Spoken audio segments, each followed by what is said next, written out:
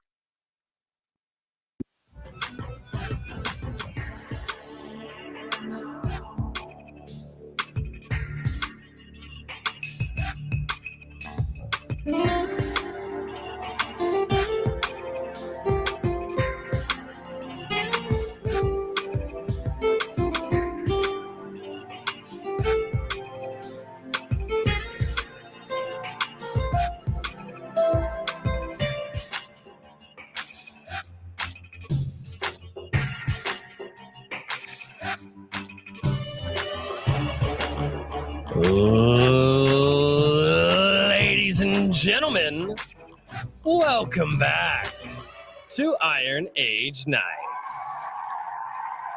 Hey, what's going on, everybody?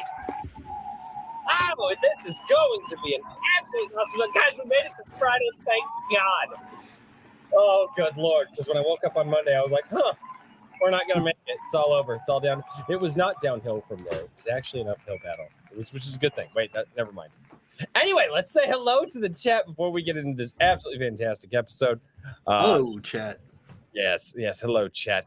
Hello, all of you miscreants. They are miscreants. Don't give the chat power. Don't do it. Don't always give the chat power. Don't listen to Daniel. He doesn't know what he's talking about. Don't give the chat power. I don't think you have a choice. 10Cage, what's going on? Over in the Rumble chat, we've got 10Cage up there. Skunk's Workshop, what's going on? Islandian, how are you doing? Lieutenant Bob, but on YouTube, he is known as King Bob. And then I feel like that's a downgrade. From King to Lieutenant. Wasn't he Captain Bob at some point too? Yes, he can't change his name. The Rumble doesn't let you do the name changes. So, Horizon Talker over in the Rumble chat. Oh, wait. Chatsu just jumped over in the Rumble chat. And he says, remember to double tip so you can smack the butt while pounding the plussy. So for those who don't know, ladies and gentlemen, if you would do me a favor, please be like Nemo. Be like Nemo, ladies and gentlemen. Touch the butt, the like butt, that butt. Always touch the like button, the button. It's really hard to do. It's really hard to do that joke right now. I don't know why. But anyway, yes, guys, if you guys would hit the like button for me over on YouTube and then also the plus button over on Rumble, and especially over on Rumble, it helps a massive amount over there because it actually upranks you actively. So the more likes that you get, you actually start jumping rankings and they actually put you in more visits. I've actually been on the Rumble homepage a couple of times because of that. So, yep. Yeah. So Rumble does a really good job with that. So yes, thank you so much. Like the Rumble. Yes, it is definitely fun. Over here on YouTube, we've got Horizon Talker. What's going on? 10Cage, he's double dipping. Double dipping is what we call people that are in multiple chats. And then every so often you'll get the triple dip, which is somebody who is on the live stream and in both chats. And because, they have nothing better to do with their time being on the live stream. I don't know. It's just how they do it. Better to do with my time. So. Evelyn, how are you doing? James Craig is down there as well. 10Cage. I think I said hello to 10Cage already. Yes. Oh, God. Nice. We have Periopsis Press. What's going on, Katie? How are you doing? John. Hi, Katie. Douglas. What's going on? Andrew Campbell. Aaron Behringer. How are you doing? King Bob. See, I told you. Redoubt Productions is down there as well. Evelyn. Wait, I think I already said Evelyn Music. Yep, I did. I'm starting to lose track of who I said. Can you pay attention? No, I refuse. God. We're going to be in for a long show. You have no idea. JVP Music is down there as well. My Swift idea. Sword Rush, what is going on? JVP.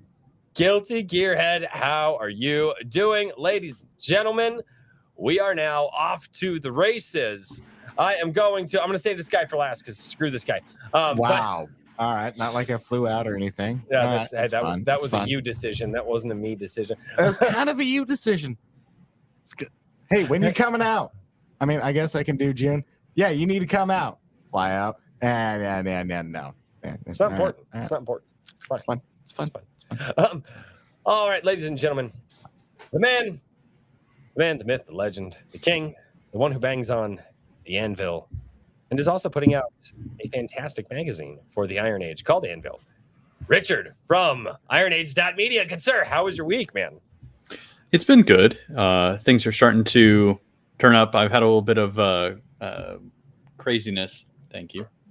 A little bit of craziness this week, but some of the chaos of the past couple weeks has quieted down and getting some things rolling. I literally was wanting to get some test prints off of the new printer that I got so that I could show them off on stream later tonight. So those are wrapping up, but I'll dart away and grab those later tonight. So That's awesome. Excellent. Sweet. I am excited for this. Also, the man who goes and not only writes his own books, but also helps you write yours and then helps to make sure that your dream becomes a reality in the novel that you are trying to create and will eventually create with the help of this guy. Daniel P. Riley, good sir, of whimsyland.org. How are you doing? Oh, I'm doing good. Awesome. Nothing really to report. My comic book pages are still being created. Been writing all week like I usually do, and the only thing I've got going on is the virtual book signing still going on for the next 2 weeks on fundmycomic. Awesome, man. How's it doing? It's doing good. Better be doing good. Yeah, doing good. Great. Just about hit the minuscule goal I gave it. No, but hey, that's a good thing, though, man. That's a very good thing.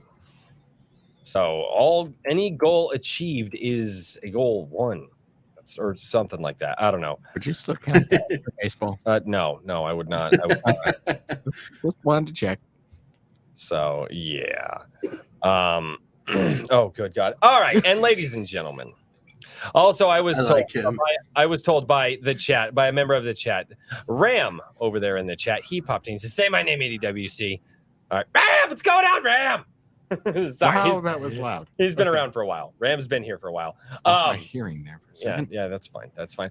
All right, ladies and gentlemen, a guy that if you've ever checked out some of the older videos that we've had, or you've actually been here since before all the Ripperverse stuff happened last year, you might know this guy. This is actually my buddy Matt. He flew out for the weekend, and he is here tonight, and we're gonna see how he handles with the new ADWC, because it's quite a bit different than how we started. And I'm quite a bit drunk, so we're all good. How's your week been, man? I've been hanging in there. I mean, had a plane ride, had work. We're doing the normal stuff. Awesome, man. Yeah, Awesome. I'd tell you what I'm working on, but nobody cares about retail. It's fun. It's true. Nobody cares about retail. All right. An honest man right there. Well, yeah, that's one way to talk about it. I've always been honest. You just don't always appreciate it. And without any further ado, for everybody down in the chat, I do hope that everybody is aware of this campaign because it is absolutely fantastic. I've covered it a couple of times here on the channel through independent videos as well as live streams. But we have the absolute legends behind the completely out of left field, awesome book known as AR-13L, The Little Mercmaid. We have Piper and Eric. How are you doing? Doing great. Happy to be here. Good, man. Good. I appreciate the fluff on my ego. Yeah. Can always count on Royce for a good intro. They're clearly not, but okay. Sarcasm, man. Sarcasm. Oh, how have your weeks been? And I will be the gentleman here. Piper, we'll start with you. How's your week been? Pretty busy so far. I was out at a convention last week, so this week I'm catching up work. But luckily work is writing and editing comics, so it's There you fun. There you go. I want That's- that job. That's not a bad job to have. Yeah, you have to have talent to have that job. Oh well. Even though it's done. Not wrong. Eric, how are you doing, sir? Doing great. It's been a pretty productive week as far as the comics go. I've got, of course, Mercmaid, which you so fondly mentioned earlier. And then I got the British Bulldog book I'm working on. And I got a wrestling gig tomorrow night in Beckley, West Virginia. I'll be set up at. There you So, go. Lots going on. That's Sounds never awesome. a bad thing. That is never a bad thing to have lots going on. So, well, I do have to ask this question. Now, I know. Pixel messaged me. He's like, dude, he goes, I should be in the background of the thumbnail, like, and they should definitely be in the foreground. And I'm like, well, you know what? I'm an idiot. So this is the thumbnail that you get. And one of these days, I watched him make it. It was very frantic. There was lots of flurries of motion, a lot of swearing. We got what we got. It's fine. He's Sounds not. about right.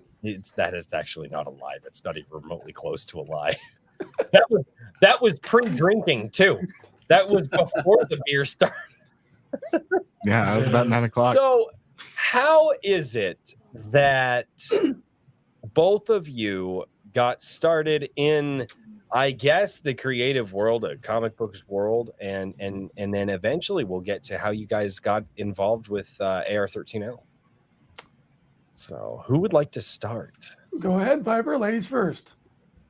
Oh, you just throw her under the bus like that? Dang, man. Okay, well, I started out trying to draw and write comics when I was really young, and those probably sucked. And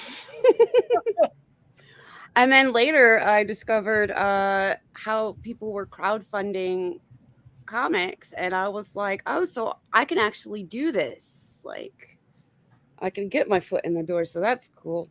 And at first I started helping other crowdfunders edit their comics, which was a lot of fun, just taking really good ideas and helping them polish them until they're like the best. Yeah, I thought you'd get it. Yeah. It's amazing, even if it's not your book. It's so amazing. It's so fun to see them grow. My problem is I keep teaching them how to write comics. So then they stop rehiring me for future books. Really That bad happens. model. Working yourself out of a job there. Yeah, like, I'm like, I need to stop telling y'all how to do this and just edit instead. This is why magicians never reveal their secrets. I mean, Yeah, Yeah. you gotta charge what Or the difference here is that you have editing and then you have consulting. And consulting costs, like 10 times as much as the editing. So I keep getting into these books they're doing and throwing in the consulting part is part of the editing part. That's where I'm going wrong. I'm sorry, there's something in my That's eye. what I did. No, you're fine. Oh, you're fine. And then Yeah. finally, I'm like, well, I have a lot of stories that I want to tell too. Especially, I love just making up characters and then building around them. So now I've got a couple of written books under my belt, it's awesome. That's Awesome. awesome. and What is, plans for 1 million more. Like there's 2 more in the works right now. Feel free to drop any links that you want over in the private chat on StreamYard, and we will make sure to get any links that you guys want shared out into the live chat. So, because if the one rule that I have, well, I guess I have 2 rules. One, don't get me kicked off of YouTube, please, because this is great. But there's No a lot of things promises. you can say. Once you hit the 2-hour mark, YouTube stops caring. We've said some interesting things after that point. The second rule that I have is if you have something to shill, baby, shill. Like, let's come on. Hey. We got people here who are interested in the things that we're doing, so we might as well say, hey guys, if you've got some extra dollars in your pocket that you're willing to part with, maybe check out the fantastic works here, and that way we can build the culture by getting more and more people to come over to your side of the aisle. So, Eric, How about yourself, sir? How did you get involved in all of this? Well, making comics is probably one thing that I've always wanted to do since I was a little kid, and my dad gave me his comic collection, and I just fell in love with it, I guess. So it's always been something I've strived for. I went through college a couple of times, and so back in 2005, I did my first self-publishing gig, and started doing some satirical humor books back in the day, and then just kind of kept doing that. Anytime a story would come along that I wanted to do, I'd kind of do that. And I got into web comics early with a popular web comic called Chad the Fat Kid, which ran for a couple of years, and then kind of bouncing forward a little while, somebody started doing these reviews with a comic on their leg, and find myself in Comicsgate. I've got Roddy Piper published book and a webtoon called Dread a Dinosaur Man, and now I'm involved with this lovely crew working on Mercmaid. So that's awesome. Sweet. They're so. I'm never surprised every single week. I never cease to be surprised. Just the level of talent that's out there, and then where people just kind of come from. And it's everybody's always got just this different place that they've come from that got them to where they are, and just a different journey that got it. I mean, it's similar walking paths, but a different journey overall. And it's really cool to just kind of hear how people get involved and then kind of network in this world that we ended up in. I mean, I'm very new to this world myself. I mean, not necessarily like I've known about it for a long time, but being on YouTube, that's only really been that's a very different thing for me. And now here I am sitting down talking with unbelievably talented people every week, and I have no business doing that. I totally get that. Like, I mean, 8-9 years ago, I responded to a Craigslist ad for a band. We're not Yeah, talking and about then it. fast forward 9 years, here I am on a podcast, nothing to do with music, and I'm still surrounded by more talent on this podcast than I ever have been. Like, I just we appreciate that. Oh God. So how did both of you get involved with the Little Mermaid project? we didn't really give Pixel a choice. Yeah. Oh. Well, my chat. Seriously, that's exactly how it happened. He comes up with this brilliant meme and throws it on there as a shit post, and the internet just responded like, "Please make this real. I hope this is real." So many shut up and take my money. Yeah. And her and I roll into his DMs like within a day or so of this happening. It's like, I'm telling him I'm drawing this for you, and she's telling him she's already got a story for it. So it just kind of all came together. That's awesome. That's awesome. I didn't even see the meme. I wasn't even aware. Well, the thing I was curious about is I didn't realize this until I saw a post about Eric Nienoltowski's art that was a few weeks ago, but I guess it started out as like an AI art shitpost, right? Yeah. This was back in like August or September, right before it was like death to anyone. It was back whenever using AI art was still comedically bad. You know what I mean? Right. Yeah. But the thing that cracked me up is that it's like, here's an idea that I don't think if it had been visualized, it would have gained the traction. You know what I mean? Yeah. That it had. Yeah. And I always think that's one of kind of the fun things is that you can play around with these ideas that nobody would take seriously. Because I mean, I don't know. What's y'all's opinion? If somebody had come to you and said, we're going to do The Little Mermaid as a comic, would that have necessarily resonated with you? As like, you would have thought to yourself, oh yeah, people are going to be demanding for that. You know what I mean? I don't know. To me, that seems like something the market would have had to prove to me they were interested in. And I think obviously the people working on it can speak to this, but having that AI like visual representation, there was kind of almost a proof of a product there, proof of concept. Yeah. That kind of gave people an idea like, oh, this is what it could be. And then you get, people, that have some ideas and get it kind of actually going from shitpost to actual like media, then yeah, So like I firmly agree with that. If you didn't have that, it'd just be, hey, lol, okay, that's kind of a cool idea. But all of a sudden you see that AI artwork and then you get a really talented artist involved and actually start making it real, then it starts to become real.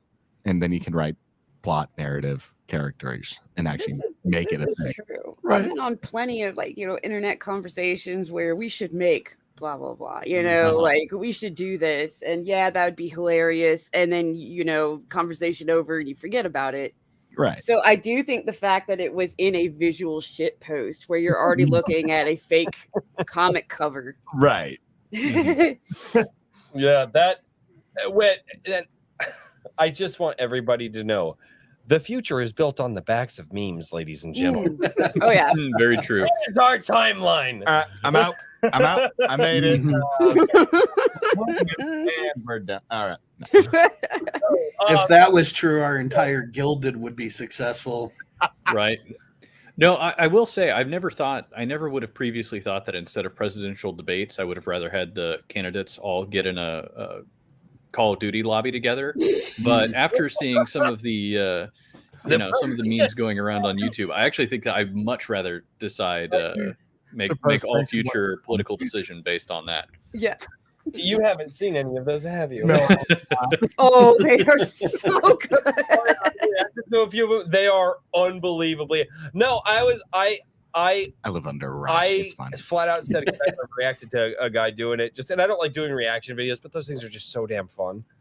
And I reacted to a couple of them, the ones where they're playing D&D. And I said in one of my videos, I was like, if we don't get AI presidential debates where they're just saying the most outlandish shit in 2024, the internet has failed. We need to unplug the internet. It's failed. It's never going to be as great as it once was. We need shit post AI presidential debates, for the love of God. Yeah, Like, AI has really leveled up shit posting and memeing. Yeah. And made it easier for other people that maybe can't Photoshop. Made it a little bit easier for them to shitpost and meme. There is a little bit of tragedy in all this, though, is that I feel like we're going to lose the really god awful Photoshop memes. There's almost a certain charm to the just really horrifically butchered. I can tell this is a meme because I can tell this just is looks like Photoshopped somebody because of cut the head pixels. off a picture and taped it over another picture. Yeah, exactly. Yeah. I think those will always have a place. Yeah, that's true. Well, and there will be people who are just like, okay, this is such a bad meme, it's good. And there are people out there that they just understand that intrinsically. Mhm. I would love to lock them up and put them in the wacko shack, but we banned It's those like a cult while B ago. films. They're so bad they're enjoyable. Oh, I love those. Those are my favorite. The movies that are just so bad they're good.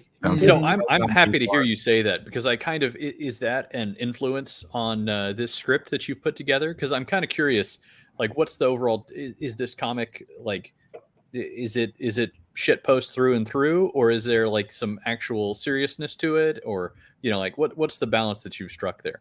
There's actual plot, but there are plenty of nods to like existing memes in there a little bit, this and that, without taking attention away from the actual plot. And I would say the actual plot is more inspired by like bad 80s action movies. Okay, that sounds perfect. This is a canon film. That's fun blend.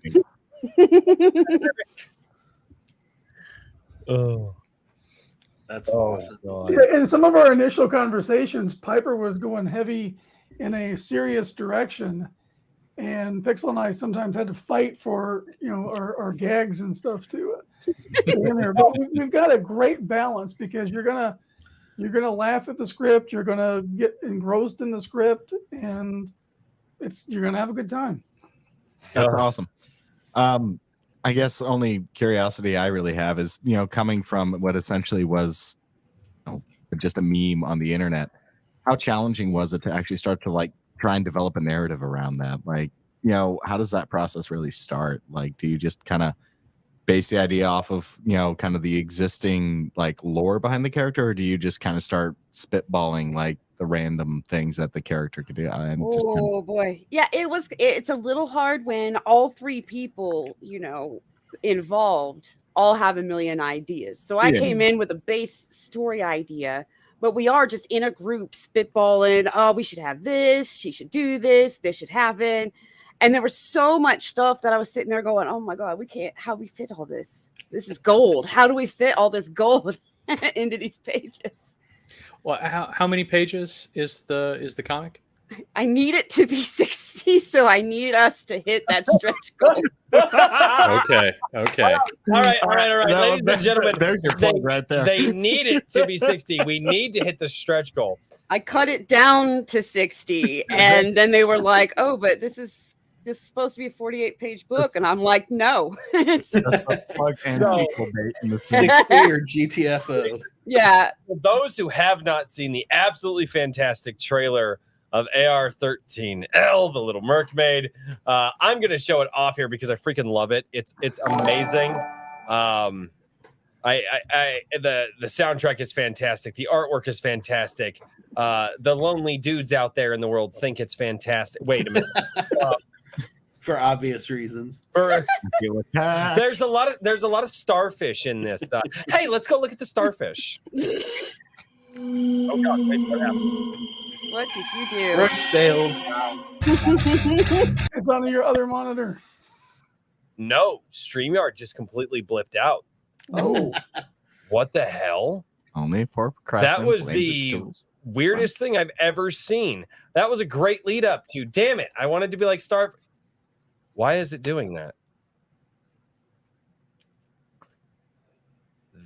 That's crazy. It's actually glitching out right now. It won't show the video. You know what I can do? What I can do is I can actually just pull it up on YouTube because I know how to do that thing. That's ridiculous. I've never actually seen that happen before. It's on Pixel Trader's channel. I'm just gonna go with this. Yeah. Things go wrong when I show up. Fine. I'm okay with that. That's fine. But you're the reason that there is apparently an eyelash or something in my eye that I've been trying to dig out this whole stream, and I can't get it. It's all my fault. I swatted at a butterfly as I'm walking through the yard earlier today. That caused that all to happen. It's all my fault. Yep. All Drew right. that eyelash into my eye. Yep. That random gust of winds because of that butterfly.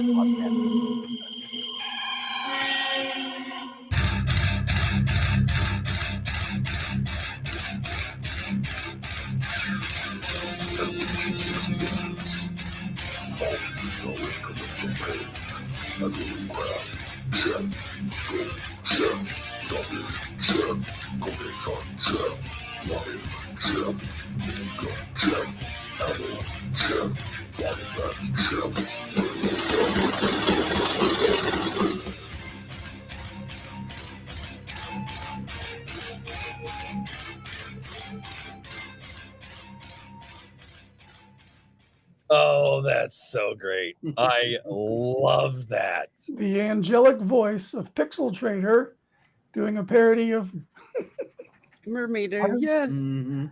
Metalocalypse. Hilarious. That's hilarious. I think that was playing in all our heads while we were brainstorming ideas in the first place. I'll bet. Okay, so obviously it starts as a meme. It starts as a shit post. And then it gets to a point where the Little Mermaid is rather gifted in many ways. How the hell did that come out as an artistic choice? I just gotta know. I mean, it's a good subtle, one. Royce. Subtle. It was subtle. No, I didn't come out and be like, "Hey, she's got some Tego bitties. How'd you guys do?" Oh, okay.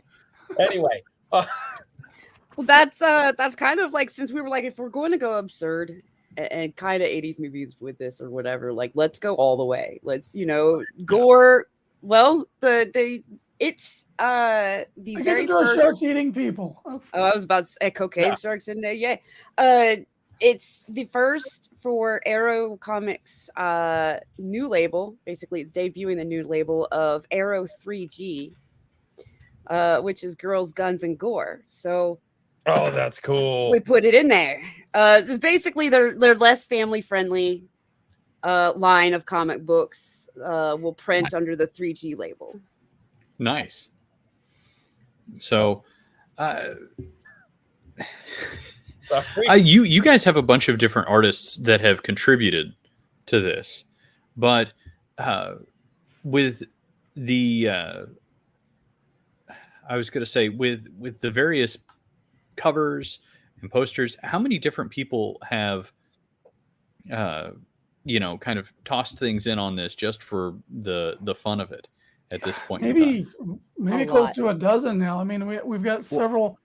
I don't even know how many other people are involved with the sketch cards, let alone, because Pixel has just been mad contacting everybody he can think of and getting him, in on doing some sketch cards. So as those come in, he posts them. So we're still waiting on some to come in. So A lot of people Very have cool. contacted us and just been like, I want to draw something for this because this Mhm. looks really fun to draw. And that's why she kind of, she looks a bit different, in different images of her, is because like us, I guess, they took the concept and it just inspired ideas mhm. and what they Mhm. think a Mercmaid, would look like and this and that. And I love seeing that. I love seeing like everybody's take on just hearing the title and drawing off of that. Yeah, I can't wait for everybody to see Matt Barr's version where he went all G.I. Joe with her. It's Oh, that'll be- phenomenal.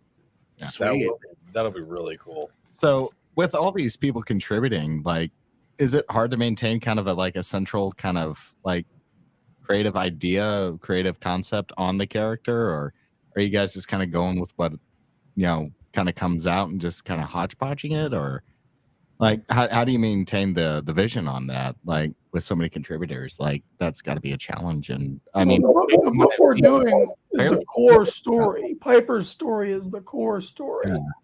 As far as however anybody else treats it, I mean, it's good old fashioned fan art.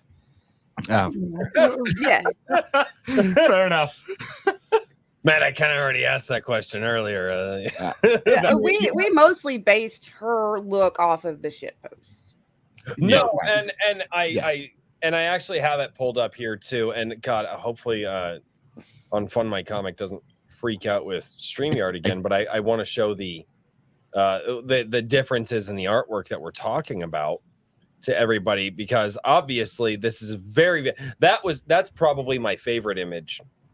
The way Jose that Garcia. That one did inspire a change in Sebastian's design. Yeah. did it. Yeah. Yeah, that's really cool because Sebastian has obviously he's got the knife and the tape and everything like Mhm. that. This is I really like this design. This reminds me of a lot of like the 90s cartoons and stuff that I watched when I was a kid. No, it's very Toonami. It's Yeah. And then obviously, and then this one looks very much more, I guess, what's the word, like cartoon-ish, but Eric, like this one here is it's so different. And then obviously this one, and then obviously keep scrolling, and then this It's like Pixel. We got the Pixels, anime yeah. waifu going on. it's like an anime pinup. It's Yeah. And it's and then obviously Nino Talsky comes in and he just destroys it with this one here, obviously going off of the original. That is Yeah. There it is, next to the original shit post. Yeah. Next to the original shitpost. Like he just slayed it. He just did such a great job. And then I also saw where are they? They're not the stickers. Are they the patches? They're the little chibis. You guys got the chibi characters. Chibi? Yeah, I think that's what they're called. Yeah, a couple of people have done like chibified versions. too, Yeah. and they're so cute. I love them so Yeah, much. I don't know. If somebody I've seen the wants to pictures send me floating a around. chibi cocaine shark, I am super down. That's what we don't. Everybody's going gaga over Sebastian right now. I think once they read the book, Cocaine Shark's gonna shine a little more. It's a shark on cocaine. I want a chibi. Yeah. of that. There you go. And we got to hit that 15K stretch goal so we can do the ash can of Cocaine Shark. Yeah. Yes. So Yeah, you guys are almost certainly going to hit that 10K. You've been getting very close to it, and you've got quite a while to go. So I'll get to write all the story that I cut it from like 1,000 pages down to. Touch grass. No, wait. Sorry, bad joke. That's insane. No, I say that, but I'm just like, where do you find the time? Means it could be a series, though. It could be. Is it going to be a series? So it's a standalone book, but since there were so many ideas that we wanted in there and are technically in there, but we don't have room to expand on, instead we just sprinkle allusions to them in there. If there's demand for a sequel is where, I'm like, then we can expand on the stuff that we didn't get to in this book. But this at least is a standalone story too. No cliffhangers or anything. Good. You guys are doing a standalone story, and no, boy, that's original. Oh wait, No. That's really original. Wait, we're 35 minutes. Cool. I can start. Fuck cliffhangers. Right. Piper's dead on with the Easter eggs. There's lots of little hints and nods in there that if we do get to go on and do a continued series, they're going to connect some dots. Yeah. And outside of just kind of doing a Breaking Bad version of The Little Mermaid, we got some other ideas. The brand of cocaine in the story is Snow White. I'm all down. I'm down. I don't even care. You guys Snow down. Let's go. Yeah, and I guess even Eric's been hiding Easter eggs in the art, like just because he can. So that's been fun to notice. Like when I find out. So I gotta ask, do you guys have any concerns about a certain mousy company, breathing down your necks or anything like that? Or you guys confident? We are being very careful because where their stuff came from the same place we're getting ours. So the closest we have to like touching Disney's stuff is Sebastian, and I think he counts as a parody and he doesn't look identical. So yeah. But other than that, like her name is not Ariel. No. Yeah. That's actually a gun we made up. just to well, there explain, you go. Yeah. Just to explain it. It's a gun. It's real. Actually, I was gonna say that makes perfect sense. Yeah. It's in order to get that nod in there. Yeah. Because Ariel is like the names they have for the characters are names that they came up with. In the original, they were just called the Witch, the Little Mermaid, the Prince. They didn't really put names. Right. So I'm not using those, and I'm making sure that anything I mention is basically like fair use. You know what I mean? Like public domain. That's the one. Yep. Yeah. Well, I mean, Sebastian, especially altered, hardly would count. And, Ariel, you could make an argument for maybe Disney has money. Sometimes you want to stay away from things just because the process can be the punishment, Exactly. So, yeah. But I think what limited knowledge I have, it should be fine. Oh, yeah. I mean, I think so. How is at the we did our homework. Sebastian, I think closest. What are they going to say? They're like, they stole our property, and it's like, and the way that I described it, you guys in the courtroom, you guys would be like, it's a redheaded bombshell with a minigun shooting people. How is that anything like your story? Right? How is that yours? Correct. Yeah, like it's Instead of a creepy story about a preteen falling in love with an overage man on a boat. I think the thing we probably have to worry about the most is becoming a Sci-Fi Channel original movie. There you go. I want it. I've seen those movies. Some of them, dude, Sharknado. Like that's the exception to prove the rule. That's the exception to prove the rule. Oh, that's what I want to parody. I want Cocaine Sharknado. There you go. I was gonna say Cocaine Shark Blizzard. How about there you go. Perfect. I always Piper, you said that movie. you're into like the B movies, right? So I firmly I feel like there was like a golden era of B movies in between, like, I don't know, the early 2000s until about 2012, 2014-ish. Like there were just a lot of really like low budget gems out there. I was in one. What was that? I was in one. Oh, really? Yeah, it's called My Mummy. My That's Mummy. floating around somewhere. That was done in like Wow. 2000. It was filmed like 2000 something. Get up there. Okay. Chat, Yeah, I Awesome. Don't fail me. You better find it, chat. was gonna say there we go. They will. But I was gonna say, you said that you drew some of the plot from like an 80s action film, and that, I mean, can you like tell us a little bit about what the story is going to be like? Like what kind of do you have any things, or is this pretty much into spoiler territory and we're going to have to wait and see? I don't want to go too much into spoiler territory. There are Mhm. some nods to like a couple of my favorite not bad, but this is meant to be like over the top-ish, like Mhm. but there's a couple of nods to movies I like. There's a few nods to Scarface too. And the whole reason like she has Tommy guns in one of those pictures is because I demanded at some point she needed Tommy guns because they're shitty Yeah. guns, but they're iconic how they look. I love them. So Okay, I'm reloaded. right, we're putting some. I was trying to put a little bit of like some gangster stuff in there. Nice. In the 80s style, over the top action. So Love it. which does she kind of work her way through guns, or are there some signature is there like a signature gun that she has? You know The what I mean? signature gun would be the AR-13L. Okay. Which she doesn't. They don't actually realize how interesting of a gun it is in this book. It's another one of those that I wanted to expand on, and we just don't have the room to expand on the gun itself because we'd rather see her just kill people with stuff. So There you go.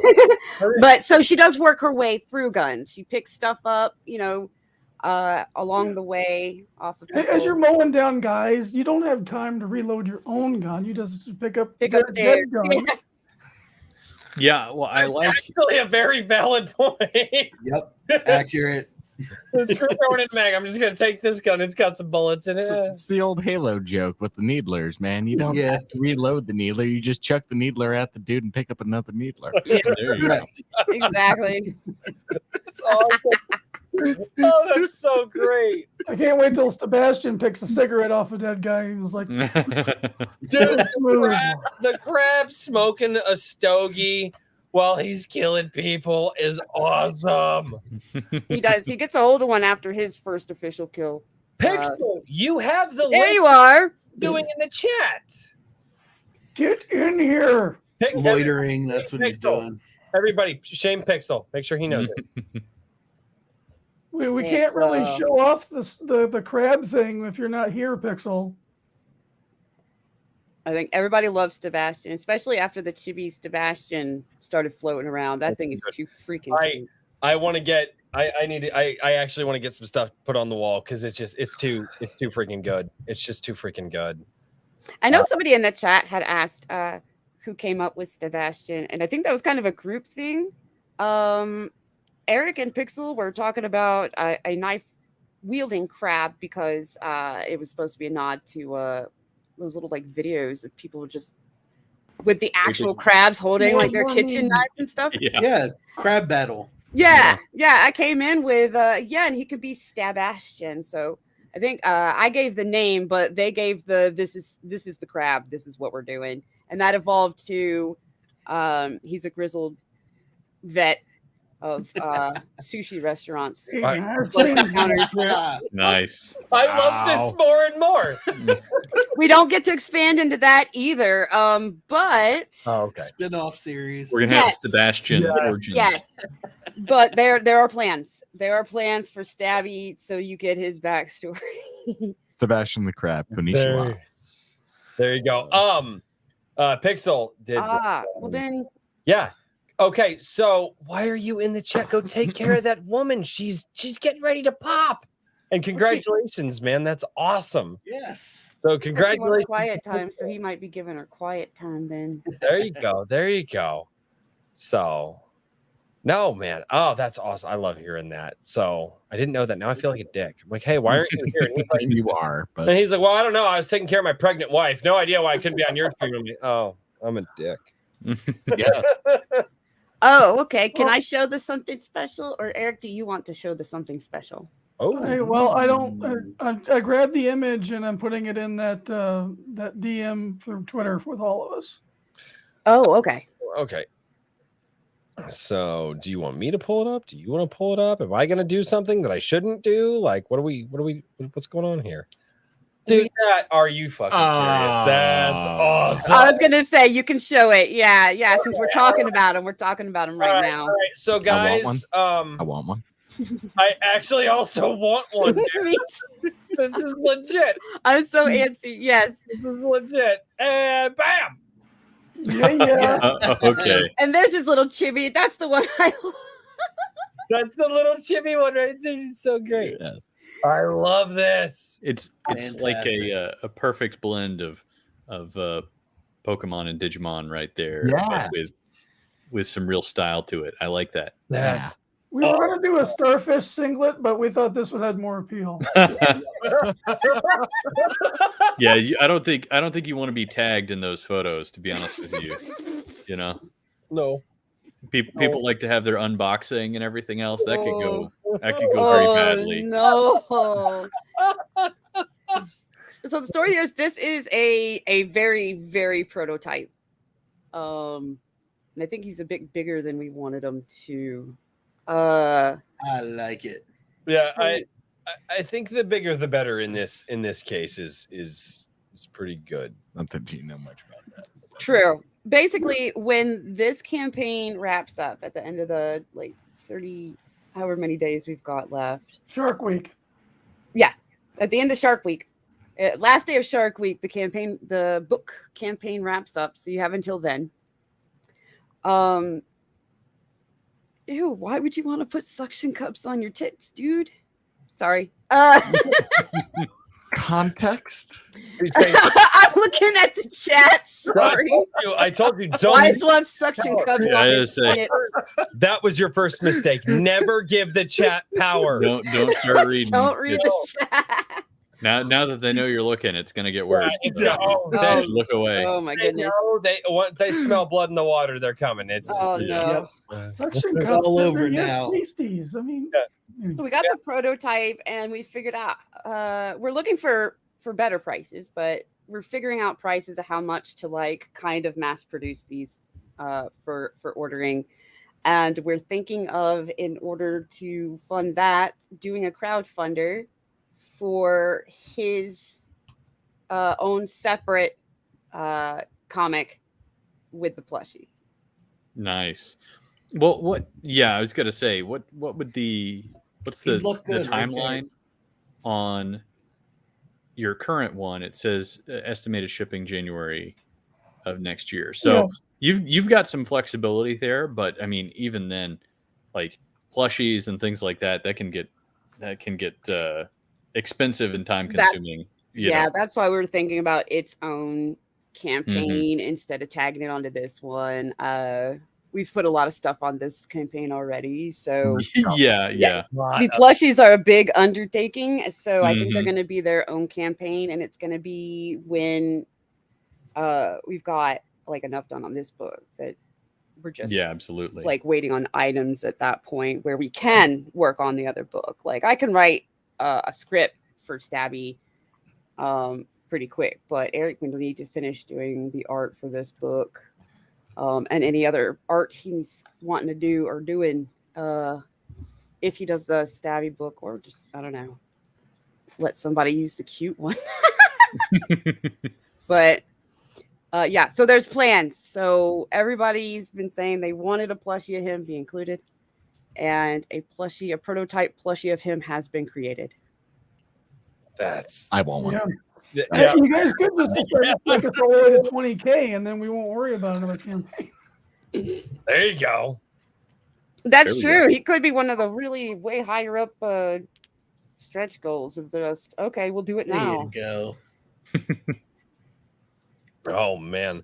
So how has the campaign performed based off of what you guys thought it was going to do?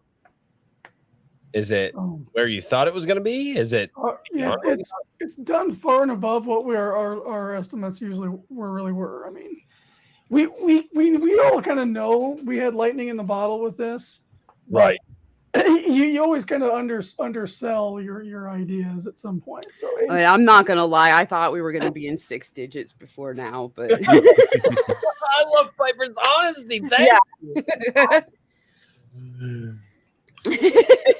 I really did because I think we've proven beyond a shadow of doubt that we just need the eyeballs on it. That's all we need. Yeah, the thing sells itself. Yeah, I think that the biggest problem is that all of our circles are basically the same circle. So we keep showing them, we keep showing the book to the same people.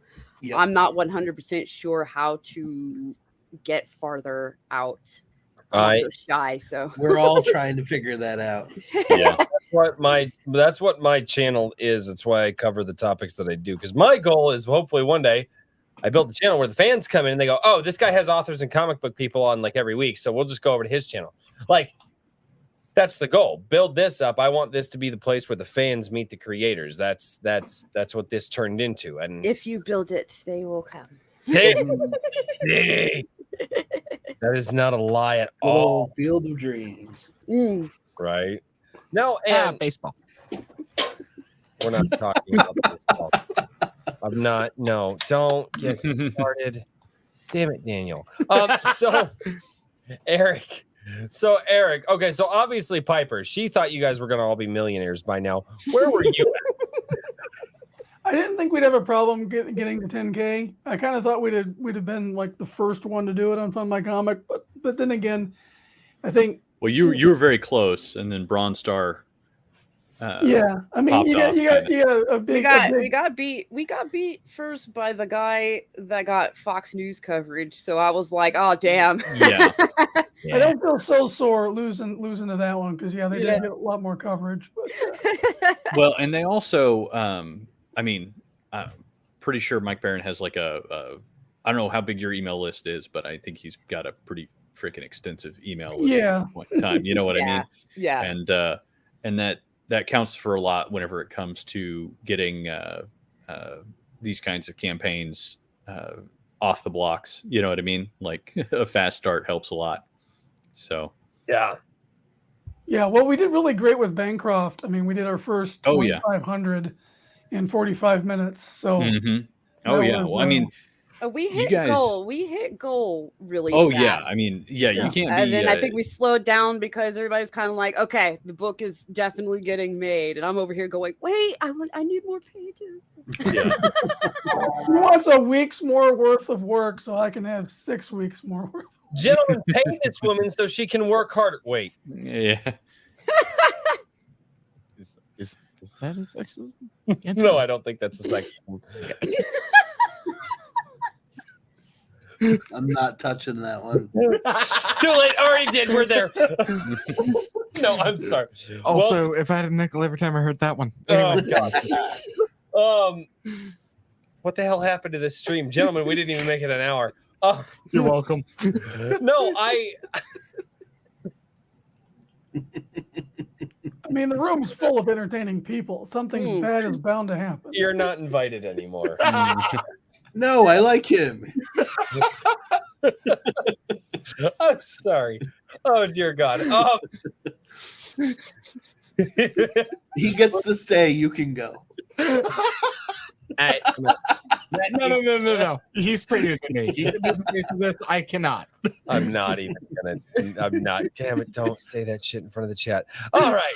So, the chaos begins. So, all right. What goal do you guys need to hit in order for you to get all that glorious work that you're looking for, Piper? Oh, hello. Hi, there you go. Kitty says hi. He's got all kinds of didn't know he was in here. That's Mr. Meowgie. He talks a lot. Nice. Oh, 10K will get, yes, hi, the extra pages. Woo. All right. So All right. 10K gets the extra pages. It gives that means everybody else gets a 60-page book instead of a 48-page. All right. That Awesome. needs to happen then. Because Yeah. it sounds like that's condensing as it is. Well, yeah, Bigger books, man. Bigger books, more pages for 42. all It's sorts not, of good stuff to have. it's not like so. It's a little breathing room. It's fine. I mean, it's fine. Yeah, It's fine. They've got they left a little bit on the cutting room floor. It's fine. They left a lot on the cutting room floor. Yeah, it hurt me. It hurt my soul having to cut already, and I'm like, I'm not cutting anymore. I know that. It'd be rough. Know that feel. Oh man. I can't. I have only ever had to do that in a limited circumstance, writing music and stuff like that. Yeah, But which anytime you song look makes at it, yeah. anytime you're like, so what song are we actually going to record, and what songs do we feel that we need to put our time into? And we're like, well, we wrote all of them. Yeah, but these 5, and that hurts when you're just like, It does. And we kind of did a bit of might have been a newbie move, but we threw a bunch on YouTube and based it off the views and kind of developed those. So, Yeah. Yeah. that's kind of where I mean, that's a good way to do it. Honestly, let the people you're marketing to decide. But it sucks to try to have to cut, and you cut your seriously 1,000 pages. Seriously, Okay, no, it wasn't really 1,000 pages. We just had like 1,000 pages worth of ideas. All the good ones. I would have been happy if this was like 120-page book. That would have gotten all the good ones in. Eric, you about had a heart attack. You have to do all the work. Come on, Elizabeth.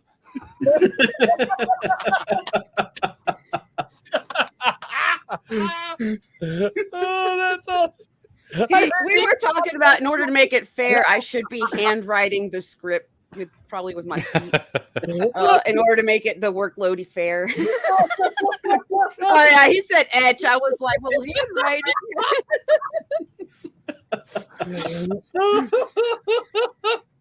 Oh my god.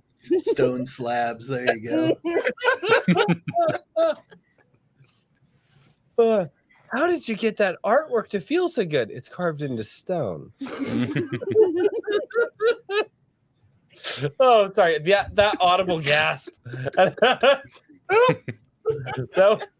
was how many ideas we had. We had 120 pages worth of ideas. That's why we are kind of hoping there's demand for a sequel, so that we can just split that into 2 60-page books.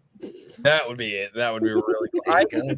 I just want this thing to do as well as humanly possible, because I love the it's fun, and that's what you can see immediately off the bat is just the amount of fun that you are having putting it together. Yeah. And whenever you see somebody's description of a book, or you see the idea that they're going for their comic book or whatever, the fun doesn't necessarily come through, because that might not necessarily be the thing that they want to come through. It could be the seriousness. It could be their new take on an idea. It could be, how they're, taking, some of the religious themes that they live in their life and putting it into a book. And they all say they had fun doing it, but you don't you don't see it all the time. And with this, the second that you see any pictures you guys are posting, you're just like, they're having a blast. It's in the artwork. It's in the posts on Twitter. It's in the freaking trailer. And that's one of the things that it grabs you, and you're just like, oh, that's allowed in 2023? Yeah. Right? Actually being able to enjoy so many things are either so silly to the point of extreme, or where they're trying to be funny, and that's not trying too hard. Yeah. I don't dig that. Yeah. So self-serious that you're just like, okay, you're just but no, it's nice to see people over here, buddy. Try to be funny. Man, He's I don't drunk. know. Well, yes. But, it's that weekend, dude. It's I'm on vacation, man. You're lucky I'm coherent and can string words together. Sort of. Attaboy. If not, on a weekend at Bernie'd his ass.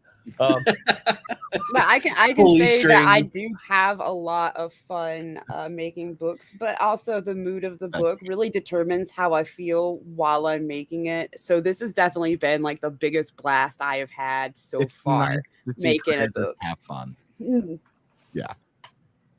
So Also, I'm not gonna lie, like I see the little light over there. I know that's the camera, but it's hard to focus on the camera because I got chat over here, I got that over there, I got things moving over there, and I'm just like la da da da. hey, get good, okay? Trying to be somewhat professional. Production values, man. Bryce's setup is overcomplicated. It's okay. He paid for half of it. That's all why.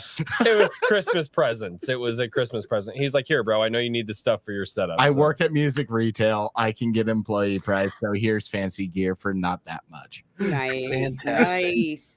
Mm. Yeah, don't you shouldn't I need say. to find me some friends with the hookups. Man, I've been doing this myself. I think You and me everybody both. finds friends like that. Oh God. I had questions earlier, and I have been laughing so hard I forgot about all of them. So that's your answer for all of your questions. Yeah. I just Daniel, Richard, do you guys have anything that you guys want to add? Daniel, God damn it, Daniel. Just for once, I just need you to just. Oh yeah, okay. I'm having too much fun. I am too. It's just this is such like because we love talking about like the art and like where people came from, and then some people share like stories about like their families and stuff like that, and like how they got here and like who's supporting in life.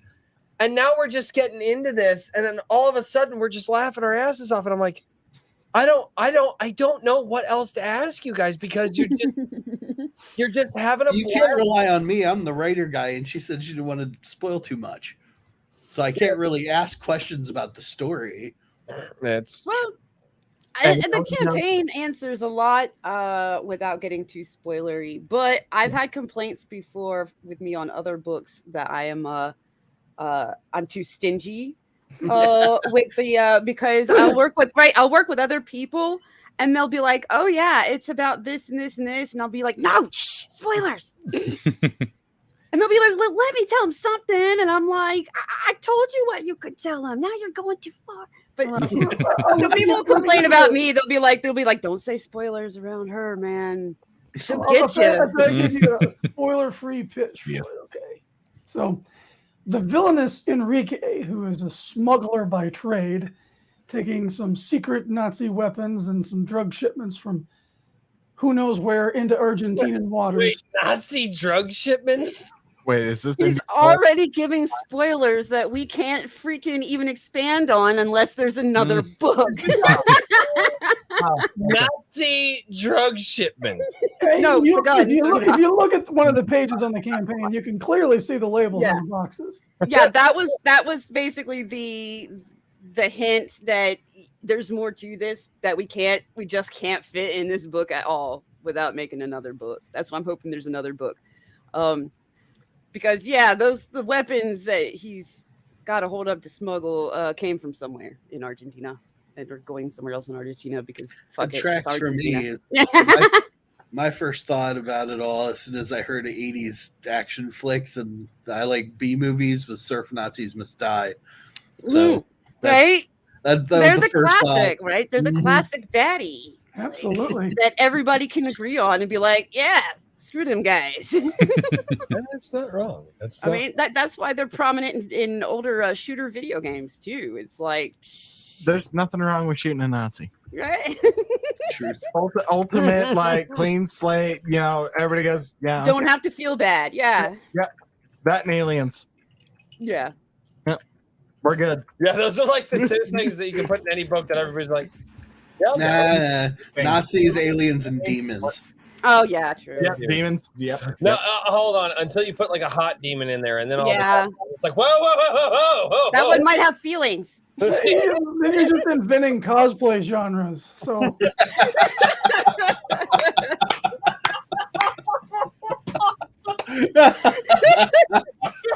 I think we just created another B movie. There you go. Actually, I might have seen that one. I'm pretty sure it's the storyline behind Wolfenstein.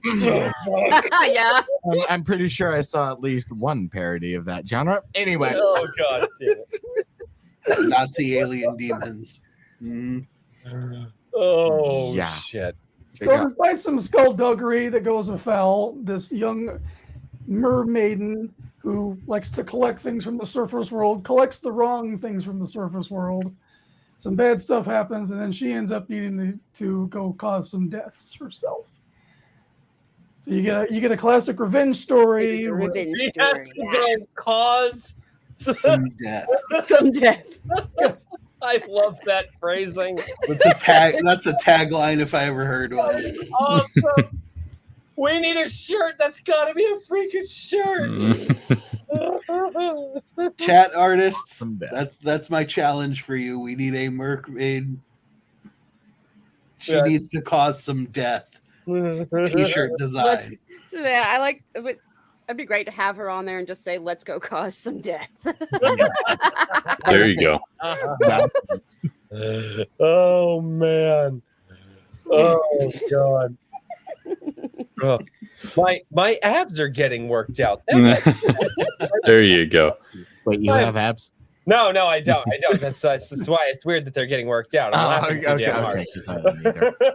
But he might It's have just some beer. at the end of the stream. Yeah, I might. I could be very, very happy with this. You're gonna move from a kegger to a 6-pack. I'm good with it. I'm a keg. Except it's just beer cans.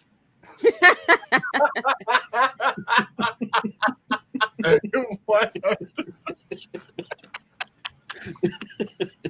We needed a quote for her anyway. Yeah, but we got to put a quote in the book. And I'm having a hard time putting like an iconic quote in the book that's also funny. Oh, they'll find one once they But read that's it. like not stupid. Like, But they're always stupid. I mean, that's kind of part of the 80s action trope, Yeah. right? Well, yeah. You know. I mean, you think about God. Come on, that bubble gum. Yep. Exactly.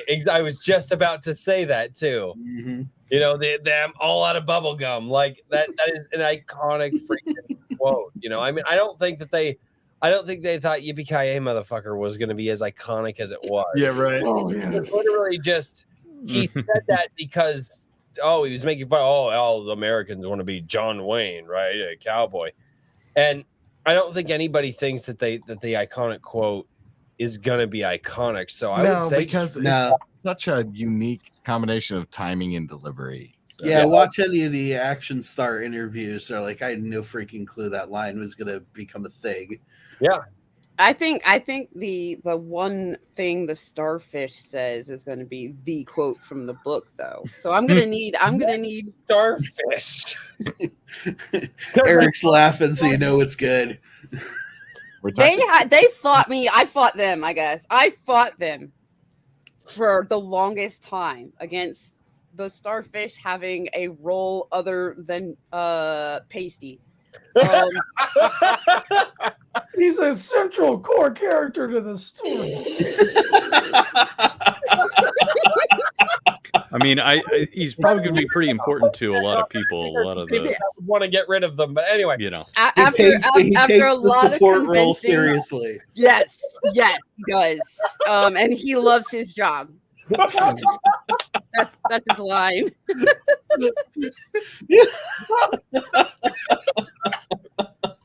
Fantastic. I fought against that because I was like, look, there's nowhere where that's not going to disrupt the seriousness of whatever's happening. And finally, it took them to gang up on me with Shay and her chat. Oh no. All going, you can put it in there small. You don't even have to give it a word bubble. Just put it in. And I'm like, all right. We'll give the starfish a part. That's amazing. All right, I need to. All right, I as of right now. So I have 4 kids. So what I back, I have to do sparingly, right? Oh, Yeah, because 2 of them are in double digits. ooh. Yeah, food is getting very scarce in the house. I don't know what happened. You notice, like, you think babies are expensive with diapers and stuff, but no, man, kids just get more expensive as they grow. So I have to be very sparing with what I back. I will be talking with my wife, and yeah, this is a thing. Mine's 21 and still eats. I was already sold. I was already sold, but I was sold on like like if we can like move the budgets. Now I'm just like, okay, babe, we have to budget around this. So I will be sleeping outside for the next 3 days, but if I'll have Little Mercmaid, it's fine. Just get a flashlight and Sorry, kids. No We'll camp out with Matt. Yeah, camp out. Yeah. Oh, I've got my smoker outside. I could sit out there. Wait. Back up a second. If you're outside for the next 3 days, am I outside for the next 3 days? Because I didn't sign up for that. Yeah, that works. No. That's the bro code, man. Bro code. I need a flight back to Colorado. It's just like I'm getting out of it. God, I love this. And it looks like the campaign has been climbing up while we've been on stream. I'm not going to say it's because of our stream, but we are at 96.83 right now. Hey. So nice. It's gone up at least a few dollars. I'm not going to say it's because of this stream, but it's gone up while we're on stream. So I will shout that out. 187 backers. So Awesome. Perfect number. And this might be one too that everybody's wary of the concept until it starts getting in people's hands and word of mouth from people actually reading it and seeing the quality and stuff. And then like resales or, then demand for a sequel, hopefully. Cause people to be wary. And I would like this answer from both of you. What do you think would cause people to be weary about getting it? Are these people from the past? What? That was cryptic. No, what we've put together might offend somebody from like the 1940s or the 1960s. Okay. Well, they're olds. We don't worry about the olds. Yeah, they might not be interested even once it comes out. I more meant kind of like me when somebody's like, oh yeah, I took such and such and adapted it to this, whatever. I often am guilty of expecting campy, stupid, no actual Okay, that makes sense. No depth. Yeah, no depth, no actually anything to it. Just almost like a cash grab because we mashed two ideas together that sound funny. Yeah, it's and since I think like that, I assume that other people, yeah. She's got more than rockets in her arsenal. Every time I hear that arsenal. Every time I hear that, and for the gamers among you, I just think Louis, Sarah, and I see this one comes with ballistics. She does. Did you not see the trailer? It's a Resident Evil 4. You have not played Resident Evil 4. You don't get to comment. Matt, do we need to review the artwork? I mean, I'm just saying, in that wraparound cover, you can see her arsenal real good.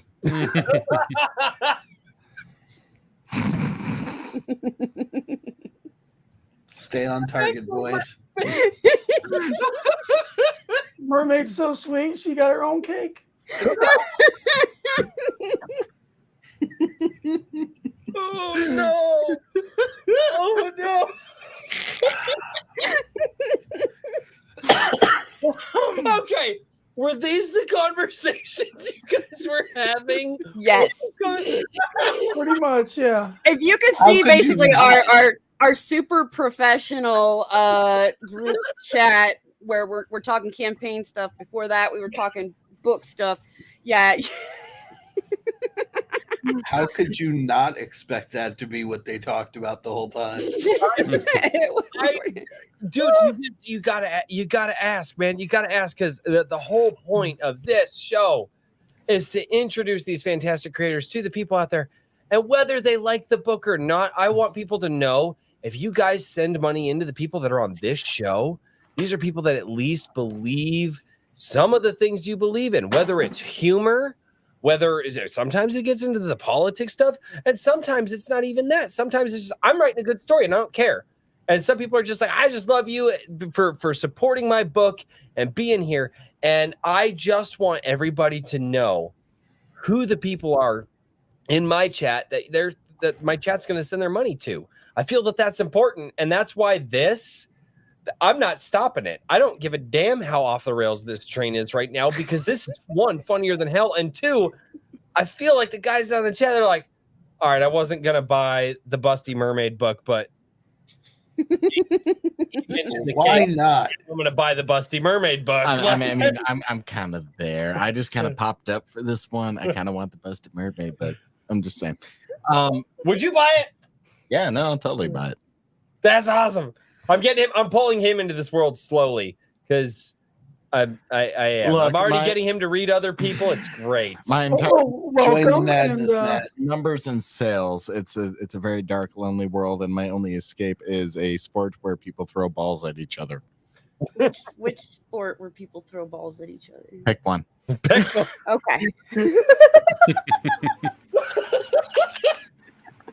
Chat. I picked the best one, and that is my personal headcanon for Oh no.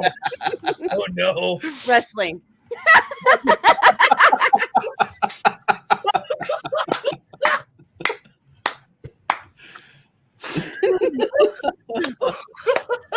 Yeah. Great answer. Great answer.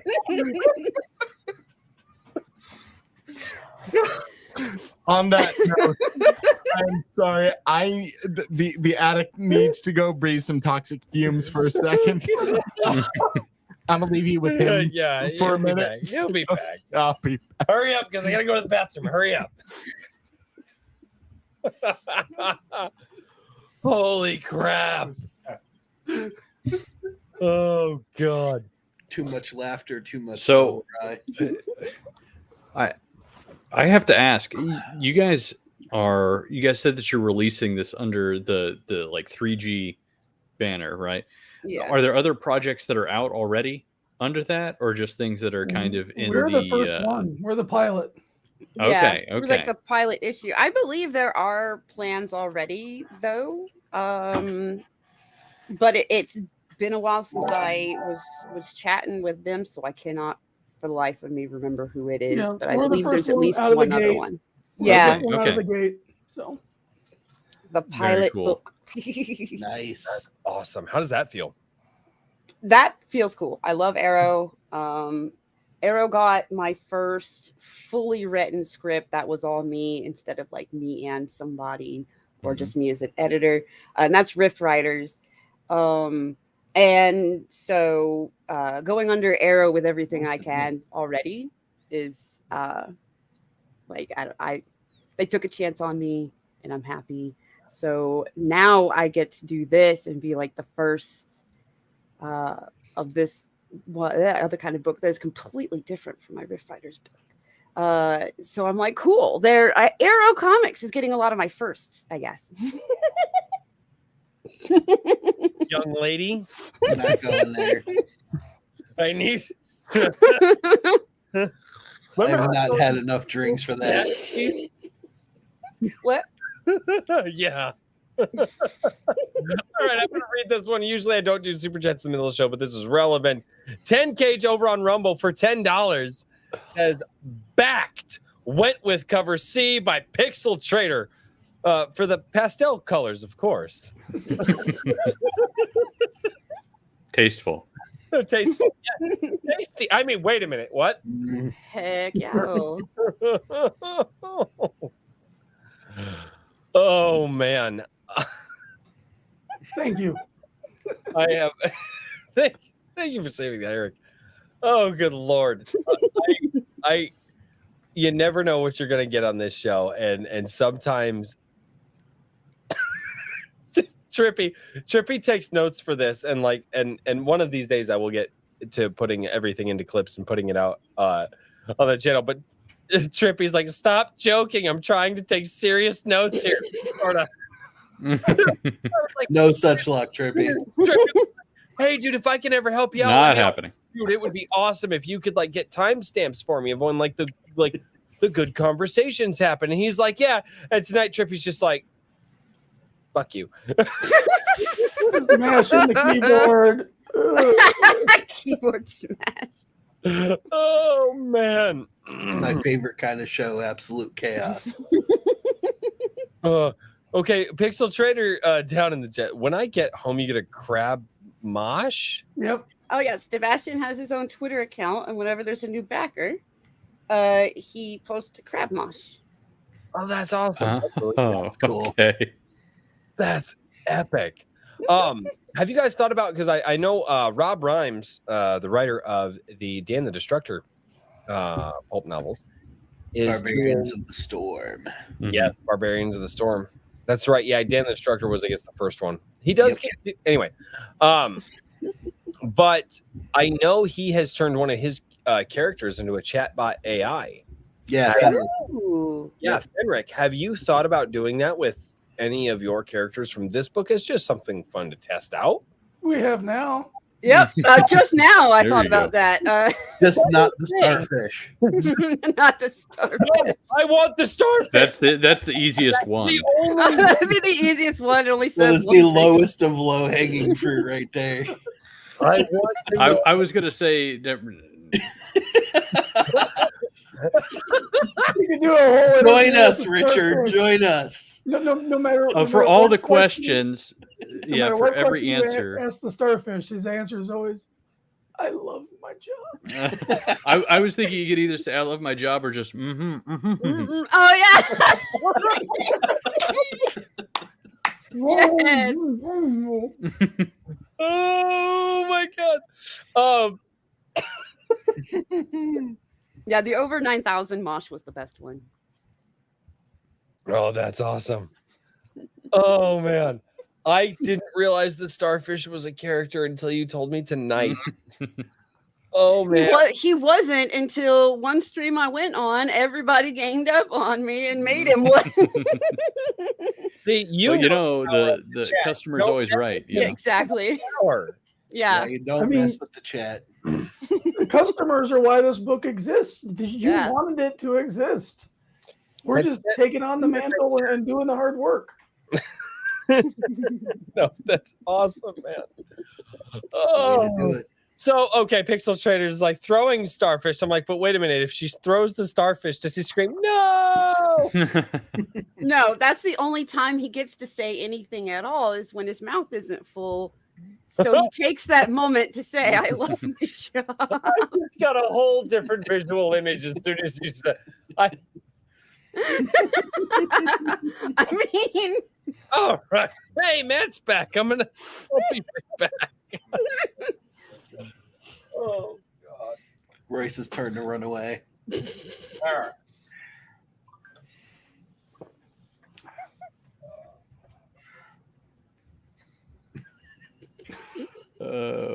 So okay.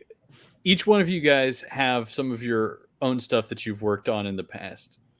You've got a couple books out, Piper. Not necessarily just the stuff that you have worked on other people with, but you said you had some like traditional books, not comic books, that you've published.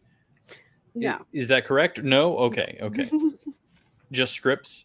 Just scripts. I have almost written multiple novels. The Okay, problem is almost. I get bored halfway through and have too many ideas, and like, I'm moving on to this idea. Might come back here. And I found out that if I just take those ideas and turn them into comic scripts, I get everything out before I get fatigued. Yeah. Okay. That's fair. Everybody has different workflows, and what works best for them. So. I don't write anything. I just have other people write things and then try and help them as best I can. Because I start to, trying to get an idea down, and I'm like, no, it's not working like I want. Okay, I'm just gonna go do something else. I do have a couple ideas for like that could probably translate into like light novels. Like I'm flirting with the idea of just like writing a chapter and sticking it out there for free, like a chapter at a time, just to see if there's any interest in the concept. And if there's enough interest, then maybe I'll be brave enough to make a comic about it. And Good way to start. I'm adapting one of my novella series into a manga style comic. Nice. Very cool. Yeah, that's gotta- the ones that I actually was gonna try. Is my stories that I feel would make the best manga, like in manga style completely. I'm gonna see about just typing, like I said, typing them and releasing them here and there. Yeah, it's a great way to get some, potential customer feedback. The other idea I was flirting with is web comics, because I do draw. I just am not confident in sequential drawing and stuff like that. So I was also thinking, well, what if I just do it in the easier webcomic style, not worried about as much paneling on per page kind of deal. And if there's interest in that, converting that to print, which seems like it'd be kind of hard because that's a lot of art conversion. But Sounds like it. But at the same time, it's again one of those that, like, okay, well, the customers are already there before the product even is at this like, so Yeah. I have an artist doing the work for me, because if I did it myself, it would be stick figures. I have Stick figures are no okay. drawing You gotta talent start somewhere. whatsoever. I'm just really stick figures slow with with my stick. drawing. Like, he goes over here and does that. What you can do with that, though, is you can do the layouts and stuff like that. Oh, yeah. Technically for your artist. So if you want something to be a certain way, all you really need is stick people to go, that goes there, do that. Luckily, my artist is extremely intuitive, because what I do currently is just give him panel lists with bullet points of what I'm looking for, and then he shoots me back the sketch, and I'm like, that's exactly correct. Go. Very cool. For myself, Well, I've got and this speaking whole of other... webcomics, Oh, I was going to say you have the dreaded dinosaur man. Yeah, that's Yeah, I Tell was us a trying to little bit segue about that, into because that's been going on for a while. Yeah, I started Dreaded Dinosaur Man writing that in 2017 and did the first webtoons in 2018. Unfortunately, it's been my passion project, and I kind of put it to the side to go make money and pay the bills, and then come back. Like and you so, do. Yeah, like you do.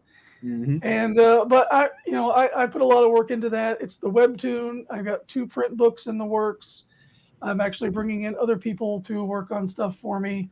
I've got an action figure here that is in prototype phase. Is that a He-Man with a dinosaur head? Yeah, it's kind of the design style behind Nice. Dinosaur Man. It's very Awesome. I love him.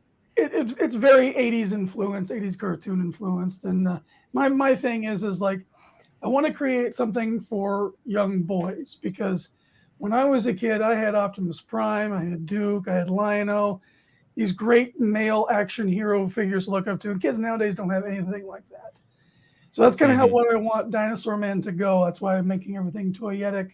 So it could be a toy, a video game, a comic book, an animated series. So that's my ambitions here in the Iron Age. Love that. Well, It and hits I think me it's- because I'm old enough to be one of those guys that would swap the heads off of action figures. Oh yeah. Yeah, I think going into different, like, and even with like the Sebastian plushie and whatnot, right? I always think it's interesting to see indie creators start dipping their toes into different I don't know, not necessarily like different products, right? Something outside of their medium, because I mean that was really a big factor for the 80s and 90s, right? Everybody's like, okay, you have a series only, you get a TV show, you get a cartoon if you have a cool toy line to go with it, because we want to be selling something. And you don't necessarily want to be that mercenary about it. You know what I mean? Like, there were obviously some problems that happened with that, and some really goofy things that came out of that. But it's one of these things where I think that there is a demand across the board for some of these things, and I think that part of kind of maturing of the space is the fact that people are starting to look into doing these things. So I'm Yep. pumped to hear that you're thinking about that, and I'm excited to see you guys have the Sebastian blushy concept out there. Yep. You know, There's also a G.I. Joe style Mercmaid figure.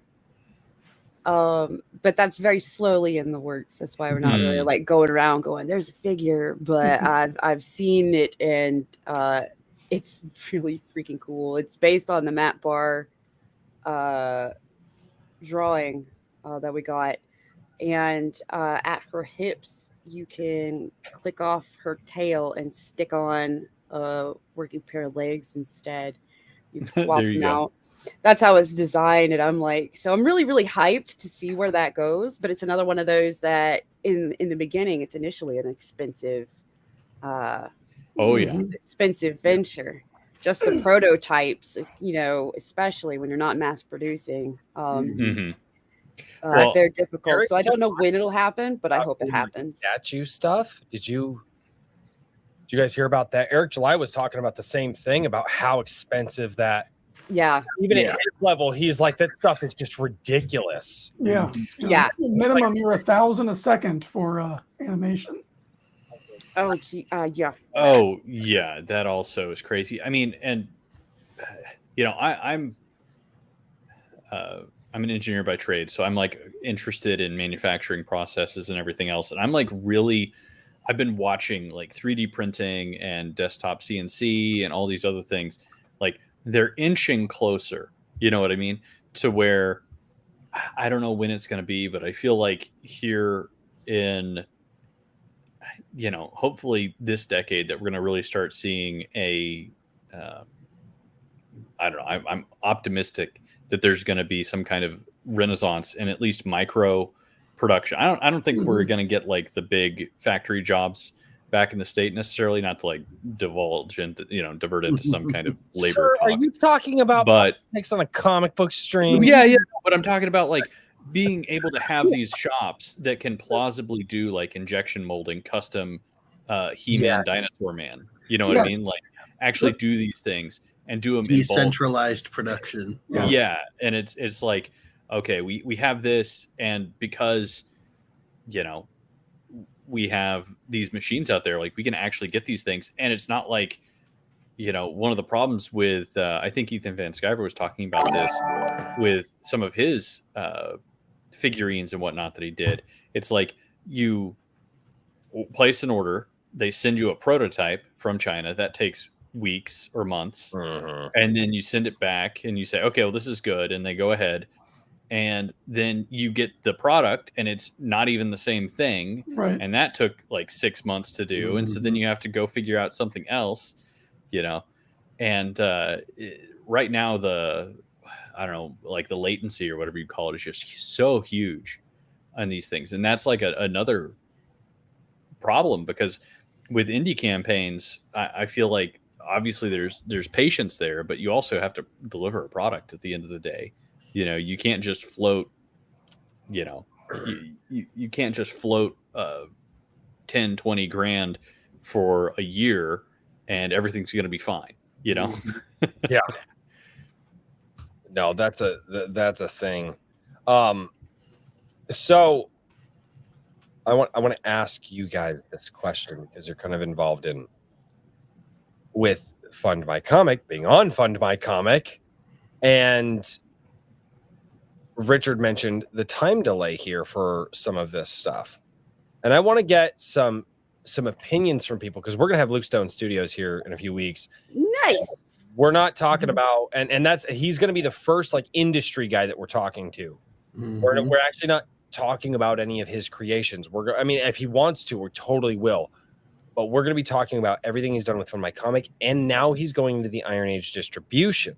Yeah. Comic distribution. Yeah, the comic distribution. Mm-hmm. Now, how do you think, or what are your hopes that distribution, taking this, 60-page book that you have and breaking it up into smaller bits and getting it out into gas stations? I want to beg the guy, like, send me a spin rack, and I know the owner of the busiest gas station in my town. I live in a small town. That's the benefit of living in a small town. You know everybody.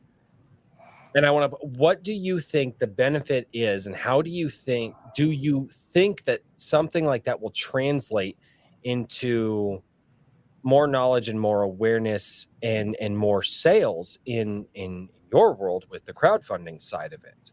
You know, you take the first book and you put it out into 2 copies, because I think you said 30, what did you say, 32 pages or something like that, and then you get 2 editions in the spin rack, and then on the back of it says check out Fund My Comic for the next campaign. Do you think that's what do you think that's going, how do you think that changes this timeline thing that Richard is talking about? Because I feel the perception from the public would be, oh, I just got this book, and then they go and they're like, oh, this comic is funding now. Oh, I just got the 2nd issue, because they're seeing it broken up. How do you feel that's going to change the perception of this timeline-ish thing that we're facing? And what do you guys think about this distribution model he's going for? Sorry, it's a big question. There's a lot there, but you guys are actually doing this stuff. I'm just a talking head on YouTube. I don't know what your thoughts on this are, and I want you guys, I want all of the thoughts, all of them. I think the biggest thing that comes to mind is that it's really going to be a time for the cream to rise to the top, you know, to quote the late Macho Man. Because you do have you have these large time frames of going from concept to product, and people understand as a small time entrepreneurs, they kind of give you a pass that it's going to take some time to make this. And then deliver on it. But I think more like stuff that's coming online with the distribution model, that's going to start to create a demand, and the demand's going to either force people to give up the ship or put out the product and learn to scale their production efforts. It's a supply and demand thing, and I think the demand is definitely there for non-mainstream, good old-fashioned entertainment. Mm-hmm. So whatever channels we can hit them at, they're going to grow, and it's going to be like just with Fund My Comic, for example, they were expecting maybe to have 1 campaign do 10K within the first year of operation. They're looking at 3 or 4 hitting that within the first few months. Yeah. Mm-hmm. So clearly there is a desire in the public for the stuff that we're making, and an interest where there wasn't an interest before. You know, in the old days, it was like, well, comic shops would slam the door in my face like, kids, they only buy Batman and Superman and Spider-Man. It's not, I'll put it on the shelf, but nobody will ever buy it, you know. Mm-hmm. And that's not true anymore, because people can know what you're about, know what you're creating, find something they love, and know it's not going to be a propaganda pamphlet in their hands. You know, it's just going to be good old-fashioned entertainment. I don't know if I even answered your question. No, you did. You did. I asked a very broad question, and I try not to. No, I don't. I don't fucking try. No, it's a big question. Because there's a lot in that question. And Piper, I don't know if you remember the question, but if you do, what do you think? I think while crowdfunding alone is really good at getting creators that normally would not ever get their stories out there to get their stories out there and made. But the downside of just doing that is how long it takes to make this stuff. And then your first set of customers are your backers, and then to ship those out. So I think really we do need something that will make it feel like stuff's getting in hands a little faster, like they're not waiting as long per issue. Backers, your first backers are always going to, feel the wait, but breaking it down later to distribute, then that's where you're going to get all the other fans, and hopefully all those other fans turn into future backers. And anything that can lower cost but speed up stuff without dumping quality, I think is good. Right. Yeah, absolutely. And I think I think also some of this is just building a backlog, right? Yeah. I think that it's been a axiom of indie writers for a long time now that your backlog pays the bills essentially. Mhm. You know, and I think one of the problems that comics face, whether it be Comicsgate or just indie comics, whatever, is that it's very like it's not cheap to produce comics, and it's not quick either. You know, and part of the problem is that because it's a visual medium, it's consumed faster, right? And so, you know, it's like I think it's very important to have the current crowdfunding campaigns and groups that we have that are helping people get off the blocks, because otherwise it would be, I mean, there's plenty of authors who've written, you know, 5 books before they start getting somewhere, you know what I mean? And or more, right? You know what I mean? And so it's not really reasonable to go, well, you need to have produced what would that be? Something like almost 200 pages worth of comics before you can even begin seeing any real return on investment. You know what I mean? That's a crazy proposal. Mhm. But I think that hopefully we're seeing a broader market emerge. Do you feel like that's the case, that there's kind of a solidification of not just necessarily Comicsgate, but a lot of just sort of do you feel like there's more people in the market at the moment for this kind of stuff? I think so, because you know, especially if we're talking in terms of comics, comics is a Mhm. niche market within a niche market, basically. Yeah. You know, this nerdcore pop culture. Yep. So we haven't even started to tap into the normies. Oh, no, not at of all. the world, because and once you start to hit that, that's when you know you've broken through. Mhm. But I've definitely seen a growth. I've seen a growth in interest. People are moving away from the mainstream. They're more interested in what individual creators are making, where it's definitely a doer's economy. You Mhm. know, the days of going to college to get a job to make it, those are done. You know, you're either trying to make it or you're not going to make it. And I think once people see that, it's infectious. One of the things that I do is I work with a collection called the Fantastic Collection.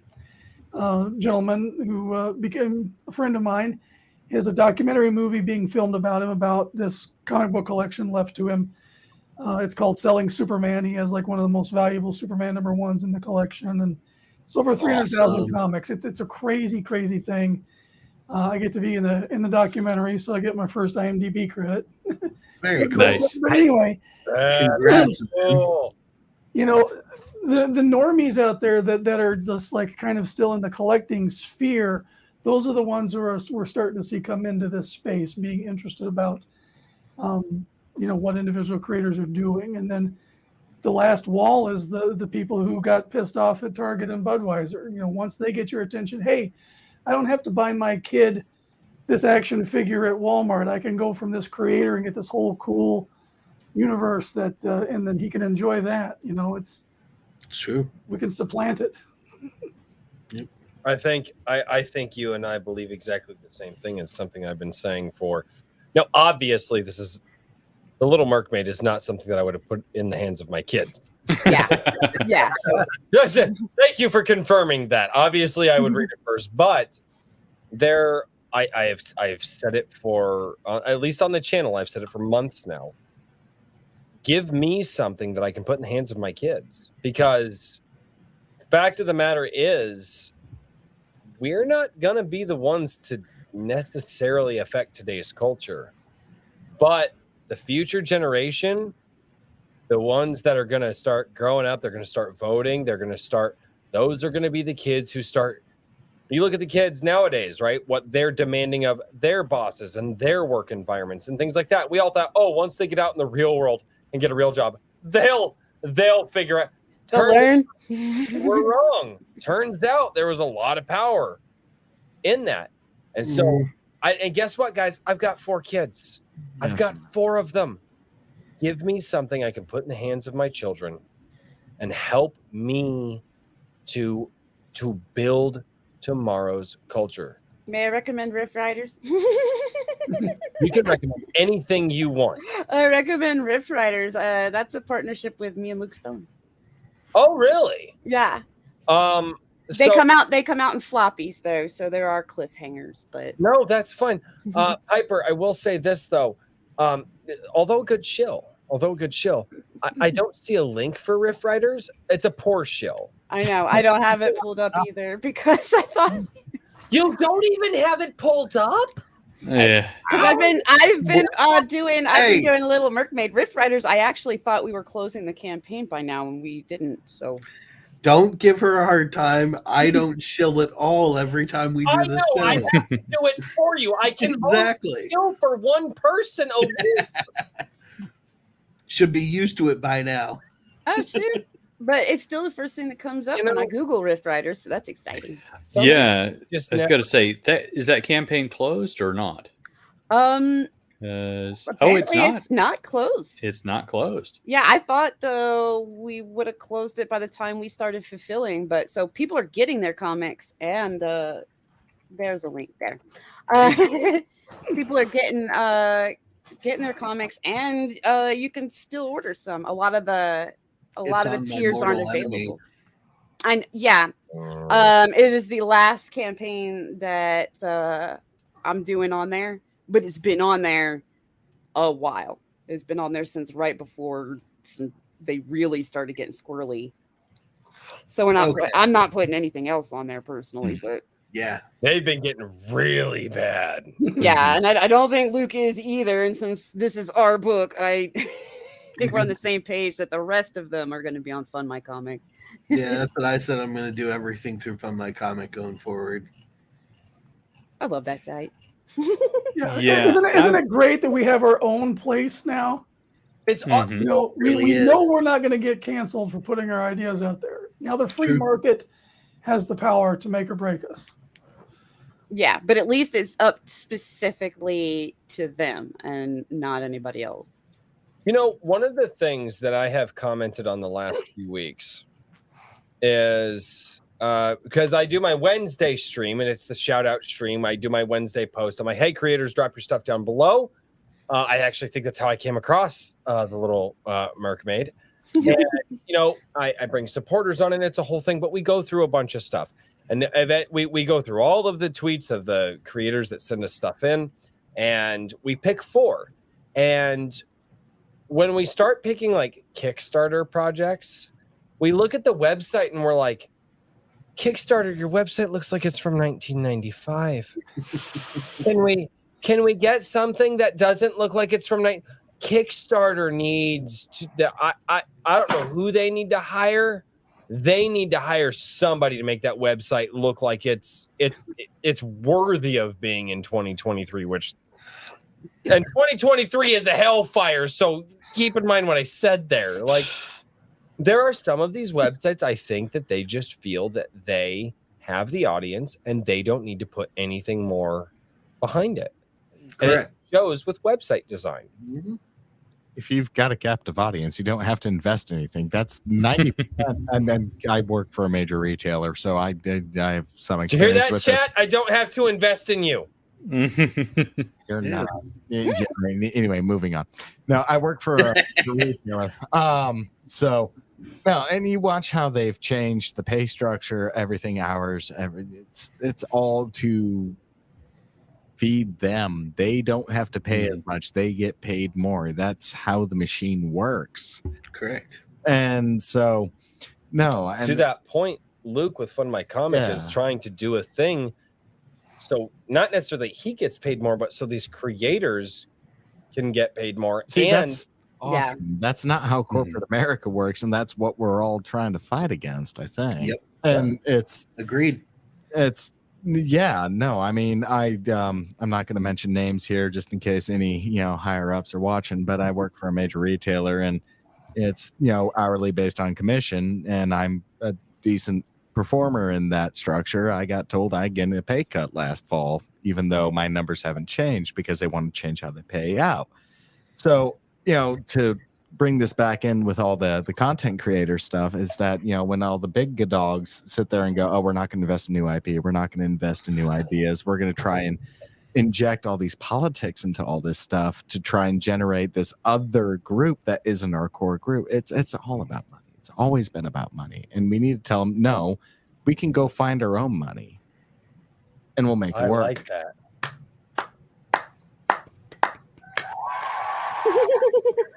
Well said. I didn't find the crack. Anyway. Sorry, that's a really long. I need to shorten that clip. 20 seconds. You need to, but never will. I've been saying that for 6 months. Anyway, since you bought this thing. But no, that's a really good point. And I really like that. We don't need you to get money. We can find our own money. And we can do it honestly. And we don't have to lie about who we are. We don't have to hide. Oh, sweetheart, you have tattoos. You've gotta cover them. Fuck off. Oh, the piercings? No. Yeah. That's not professional. Take them out or cover them up. No. Well, you're not allowed to talk that way. I don't care, Karen. we don't. That I really like the point that you made because, and I feel like I've somewhat found that here on YouTube, and it's growing. Yeah. Have you guys found that? Like, you're like, you don't need to do the corporate hubbub anymore. You guys have found what he's talking about. I do. I've been working as an artist now for at least 10 years. Just working for myself, basically. I don't think I could ever go back to having a boss. Right? That's me. Although I would love it if I had like somebody to do all the number stuff for me. I hate that shit. But I just want to write and maybe draw and stuff. But yeah, no. I love that. Granted, you should still probably have a customer service face, so to speak. When dealing with stuff, but at least if you deal with it bad, it's reflecting directly on you and not a company. And so you only have yourself to blame and you don't have other people breathing down your neck like I used to. And that was terrible. Never again. I actually think it's harder when you're dealing with yourself because every time I've had to represent myself with bands and whatnot, if I make a faux pas, foot and mouth, eat crow moment, and I have to eat that, when it's just me, like, yes, I can accept that responsibility and that's fine. But when I don't know what that moment's going to be and I don't know when the band hammer's going to come down, all of a sudden the sword of Damocles just decides to drop on my neck. That's hard. And corporate changes that. Like, honestly, I actually would disagree with that. I find it easier to deal with it on my own than to just have to deal with the overlord always watching me. But that's what I said. Oh, it is. I was like, so why are you disagreeing and repeating what I said? Way around Full there. disclosure, it's not our first 12 pack today. This episode was filmed in 3D. I worked my way back around to agreeing with you. Anyway. Yeah, no, what I was saying, you might have gotten from the customer service voice. Yeah. And that or face, and that was, but it's your responsibility. Like, yeah, you're making the rules, so you're beholden directly to the customers instead of. Sometimes can be nice, where it's going, hey, not me, it's corporate. But yeah, true. Yeah. Having a scapegoat, and now you are the scapegoat. You are your own. And there's a little bit of a safety net in the secure paycheck coming every time. I mean, I'm a former teacher, so I'm used to salaries, but I've been doing what I've been doing for 3.5, almost 4 years now. And, it's all running through me and it's all over the place.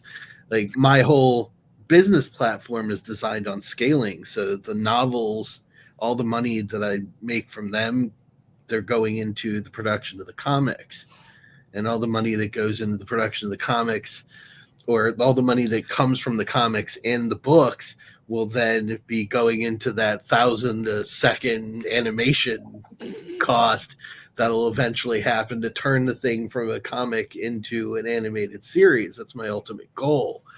And each of the book series that I've written are moving in different directions for different mediums and scaling in other ways. So it all runs in a really weird pattern. You get a plan, but in the end, you're chasing what the world is doing with what you put out there. Yeah, pretty much. And trying new things at the same time, coming up with new and innovative ways to work on all this stuff. And I'm a little bit hoping that like Skunksy gets to a point where I can just shove money at him to, get some animation going. So collaborative works. G-string, wait. What was that? I was like, get that G-string ready, Skunks. He's gonna shove it. Now, as far as shoving money at creators and hoping I get to tag along.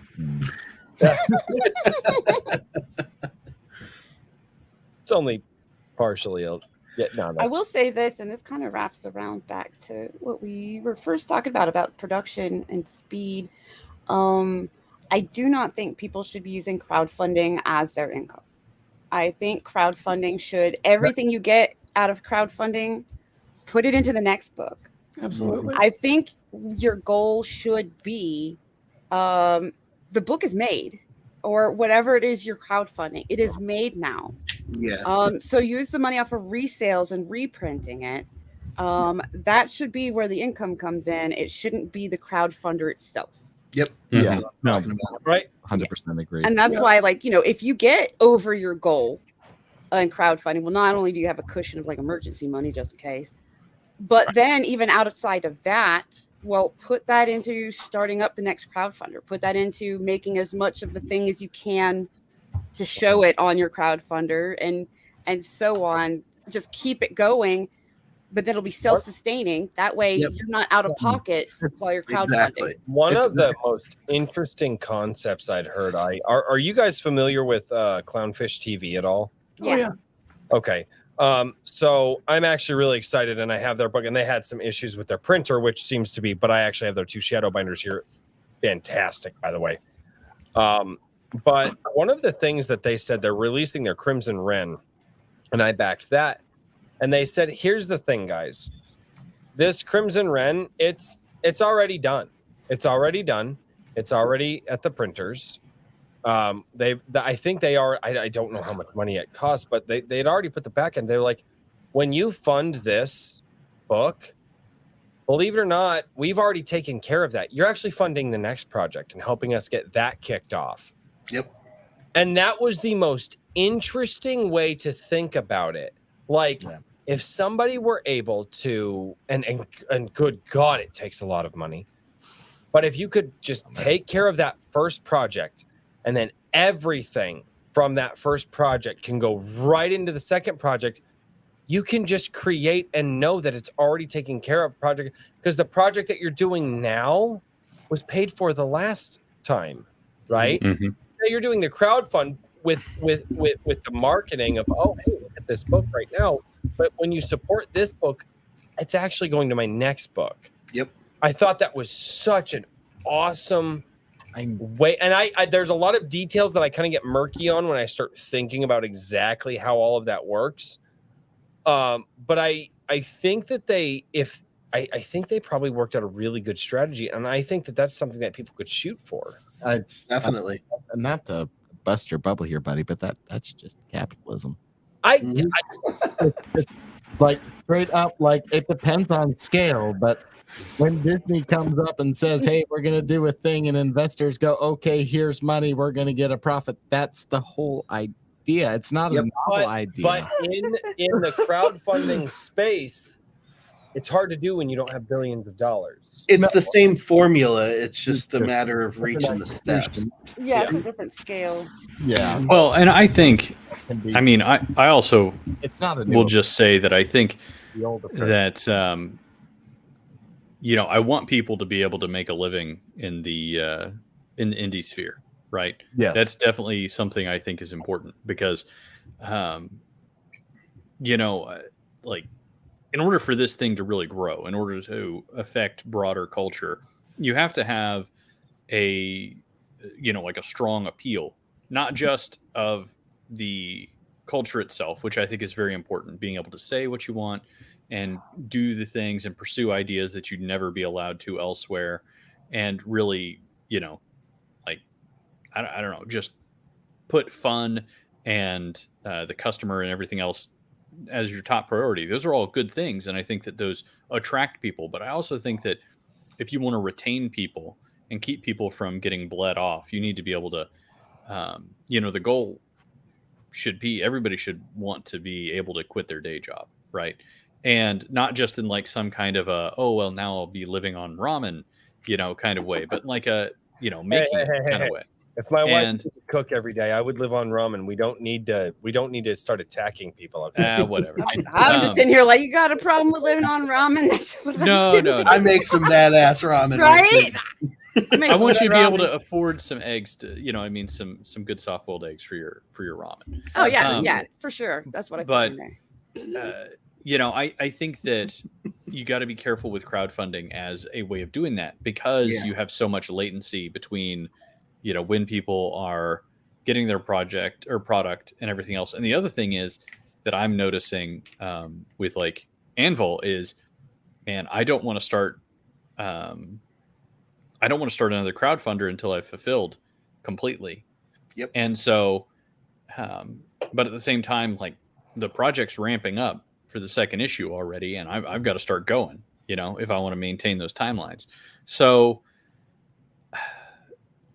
I think that there is definitely a place for crowdfunding, and I don't think that there's anything wrong. Personally, I'm probably going to run like a primary campaign through fundmycomic and then put like $500 goals on Kickstarter and Indiegogo just to get eyeballs. You know what I mean? Draw people in if it's something that can be done easily. But commies to our benefit, yeah. Well, it's kind of one of those things where I'm just curious how that works, because after this, I don't think I'm going to be doing multiple sites. You know what I mean? And there's just so many different ways to go about trying to get those funds out there and get eyes on people. But I do think that a lot of the traditional distribution methods, there's reasons why people migrated to those. You know what I mean? Whether it be a subscription model or, like the easiest sale is the one where you already have the product in the customer's hand and all you have to do is convince them to, walk out the door with it. Correct. That's a much easier sales proposition. That's exactly, and I think that should be the goal that everybody's should be moving towards. Oh yeah. Yeah, that's exactly why I said crowdfunding should just be for crowdfunding, not for selling. Mm-hmm. A lot are using it for sales, but the whole reason why I think, sticking to comics as an example, the reason why I think you should have like exclusive something, that is exclusive to the crowdfunder for backers that nobody else is going to be able to get their hands on later, specifically, is to reward them for paying first and reward them for waiting for each issue. Because the sales, like I said, shouldn't be counting those as your actual sales. It needs to fund a you product. should count those as production. Production investment is what you should count that as. Your sales comes from, now the book is made. All you got to do is print off however many copies you need, and then sell them at whatever cost you're going to sell them. That's where the money should be, and that's where you get people's stuff faster, because now it's out. Anytime somebody wants a copy, direct sales, bring them to conventions, put them on spinner racks, do what you're going to do. That's where the money should be. Crowdfunding should be getting crowd of investors yes into the book like at that. all. And that's why I'm always about, there needs to be exclusive stuff that only these people that are paying ahead should get a hold of. So when you reproduce and you start reprinting, don't let everybody, especially if you're going to sell it at a different price than reward price. Don't let everybody have what these people went ahead and waited that long for. Yep. Make sure they get special stuff. Good, like variant covers. Yes. And Mhm. extra. I like Or bookmark. badass t-shirt. Right, extra stuff in the in the packaging that you don't stickers, remake. those extra things are like, here, look, this is going to hit the market, but guess what? This cover, this is just for you guys. Yeah. We've got another cover. We hired Jimmy from down the block to do the other. He's on meth. He don't even know what. The people who aren't here, they're going to get Jimmy's cover. You're not getting Jimmy's cover. You're getting Eric's cover. You're getting bookmarks. You're getting all this other special stuff that we want because you backed us first. You guys are the early adopters. Yeah. Everybody else, fuck those guys. They can get Jimmy's cover. Okay. Yeah. These people waited on us to finish making the book that they gave us the money to finish making. Yep. They're the ones that are waiting like a year between issues, so that other people can scoop them up whenever they feel like it later. Yeah. Right. So these are your investors. Backers are investors more than customers. They're not even typical investors. Like a crowdfunding is a weird space where it is investment on passion because there's no ROI on what they put down. There's some, unique merch, which to Royce's point needs to stay unique because otherwise there's no benefit. Yeah. But there's no ROI. These aren't people that are expecting a return. And so we need to respect that. This is a customer. It's just a pre-customer. We always talk about pre-orders and whatnot in the gaming sphere and whatnot. And, true. Pre-order in the gaming sphere got predatory though. Well, that's because we had corporations and we need to make sure, the small guys don't. Well, I mean, I don't even know if you can blame corporations for that. So like look at indie games, right? With the early access, everything else. There are some very small teams that put out, you know what I mean? And I think that that's just, sometimes it can be malicious and intentional, and sometimes it's just many crowdfunding programs, Kickstarter, Indiegogo, everything on that go just that way. I still insist, Star Citizen is a scam. Yes, there is an actual game to play, but barely. Well, there's a difference between like your starry-eyed indie dev who doesn't have any idea what he's doing really, but he's quite certain. He's on the peak of Mount Stupid. You know what I mean? And he doesn't know what he doesn't know. My lawn. Yeah, right. And industry people Royce built like his house up there. What is it? Roberts? Who's the guy who did Star Citizen? Oh God, you know who I'm talking about. Yes. Something Roberts, and who is an industry insider. He's been doing this for decades. He should have known. You know what I mean? And that's kind of the point I'm trying to drive at. Is the scope, the cost, especially if you've been in the industry for a second, that these are your investors, but they're not getting an ROI on this. So there's a certain level of respect and treatment you should give them. And yes, fund a product, not an idea. Yeah. Well, I mean, and the other thing is they are kind of getting something out of it, right? They're getting obviously there's a transaction going on there. It's not just the product. I think it's also that relationship that you're building. What he means until the transaction actually happens. You're going to buy a book, and in a year, that book is probably going to be worth less value than it was. Like, you're not getting a return necessarily. You're not gaining any interest on that book. I give $1,000 to Star Citizen, to develop the game. I'm not an investor. I'm a contributor. And that's what we need to recognize as content creators is.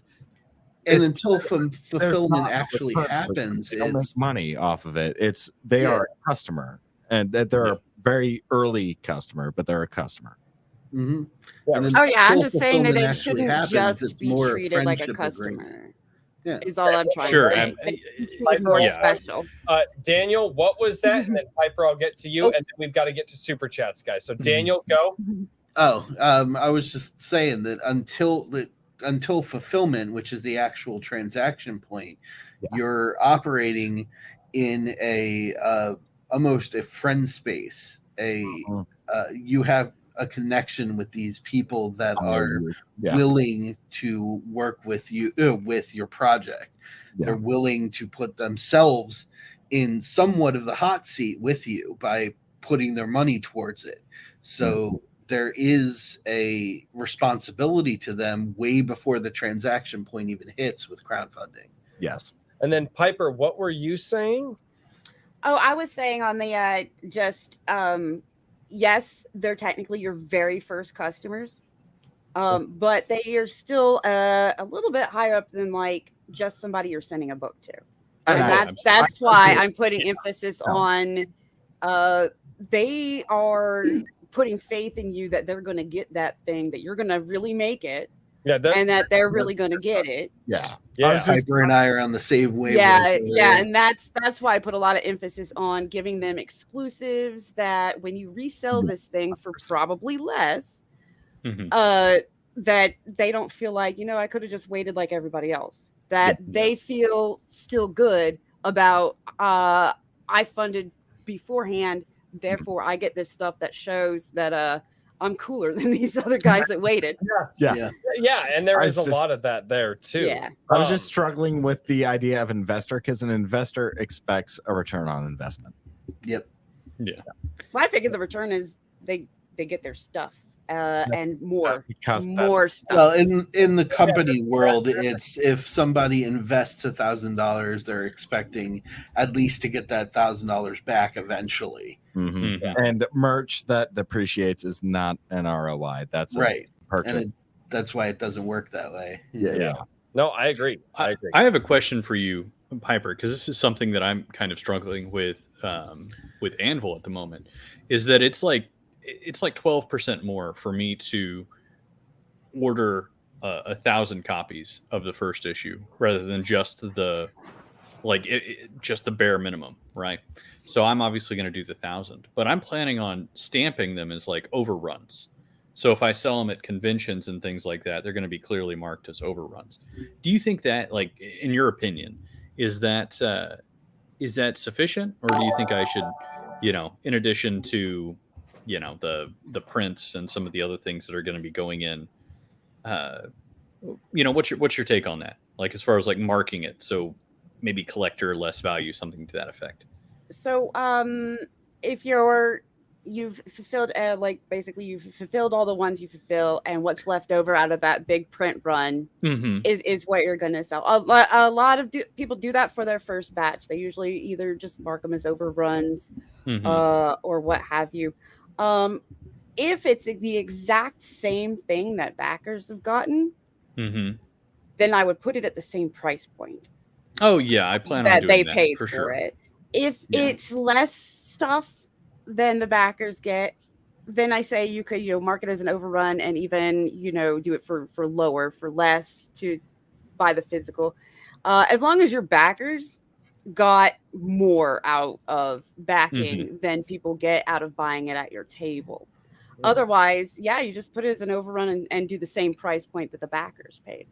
I think that's probably what I'm going to end up doing. I just, I'm planning on making sure that it's clear that, it's not,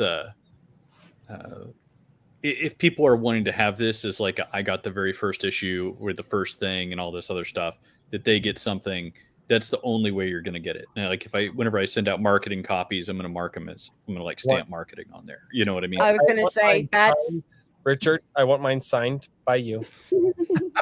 Sure. I'll sign it for you if that's what you really want. That's exactly what plenty of them do, because the more you print in bulk, the less you're paying per. Because you're only setting up once. So the bigger the run, the more discount you're getting. So that's what a lot do, is mark overruns. They'll put a sticker on it or something they can't take off. A stamp sounds good, but that's what they'll do, is they'll mark it to show that a backer didn't get this one. This one is different. That's it's been done. It's a perfectly normal idea that I think is. Here's what you should do, Richard. For those people who did not actually back the book, right? They don't get a picture of you doing the Jesus pose from Dogma. I want the Buddy Christ. I want you, Buddy Christ. Yeah, there we go. I want you. I want a Polaroid of you in my Anvil copy doing the Buddy Christ pose. Royce, I'm not sending you any special pictures. Okay, we've already covered this. No special pictures, no requests. I'm sorry, buddy. Super Jets. What is this, OnlyFans? Come on. Don't- Only feet. You have no Only idea feet. how powerful that word is on this channel. You haven't been around. It's for a chat meme. All right, go. All right. Oh my god. So we've got some questions for you guys. We have some of my guys calling me gay. And this is the super chat hour. And it doesn't have to be an hour. And I should have said this prior to the stream starting, Piper and Eric. If at any time that you feel you've got to leave for any reason, just say, hey, I've got to go. Do not feel like you have to stick around for the whole show. That's what I'm here for. I'll sit here and twiddle my thumbs and Yeah, we're stuck here for the 3 hours, but you guys can bounce whenever you want. you guys can leave whenever you so. So over here, we did have a chat earlier on Rumble from 10K. He said he backed and got the cover C. He also said, and I'll give him this extra one here in the super chat section, which I actually do that on my show regardless. But he said, jokes aside, awesome project. Can't wait to check it out. Heck yeah. Awesome. Thank you so much. Yeah. It's you guys. There's something here. This is not something that's in my style, and it's caught my attention. There's something here. There's something fun, whimsical about this. That's Hey, that wasn't talking about you. my favorite word. All right, so Wrangler over on YouTube for $4.20. That's it. Just $4.20. He drops a $4.20 super chat and bounces. Thank you so much, Wrangler. I do appreciate it. That's what Wrangler does. Came from Mike Miller. I read 420 on the channel, and he got as close as he could, and he had like a Dr. Pepper or something, and he made it sound like a bong in the freaking. So you can thank Mike Miller for that. Oh, the random stuff I talk about that nobody cares about. It's awesome. Chat memes. Chat memes, true. All right, the ultimate kahuna. Kahuna-man. Yeah, for $4.99 says if you want when it's appropriate, I made a video praising their new comic. Don't watch it on stream, copyright stuff, but just let them know it exists. Sweet. Absolutely. I will. Attaboy, Kahuna. Attaboy. Nice. Kahuna's awesome. That's the ultimate Kahuna. Go find him on YouTube. He is a fun guy. Apparently, he wants his wig to bet on my wig. Are you guys aware of the wig meme? No, this sounds fascinating. Tell me more. It's not fascinating. It's not. It's fine. It's fine. Right now, the wig's doing the little double horns thing. There was a video I did a while back, and my hair was a little bit shorter than it is now. And the guy basically made this long, sarcastic post about how he knew I was wearing a wig because when I talk and my brow furrows, my hairline doesn't move. It just doesn't. And that's how he knew I was wearing a wig. So I hammed that up for like a day and a half on Twitter. I yelled it. I was like, guys, I'm taking the wig off on Sunday because on Sunday I do a live stream where I read all of the comments on. I'm a small enough channel that I don't get so many comments that it's overwhelming. So I do a live stream to go and read all of them and react to them on Sundays. So I can engage with my audience because I feel like if they're giving me their time, I should give some of that back. And so I hammed it up with everybody that guys, I'm taking the wig off on stream this. And so I sat there and at the very end, it was the last comment. It worked perfect. It was the last comment of the last video that I did that week.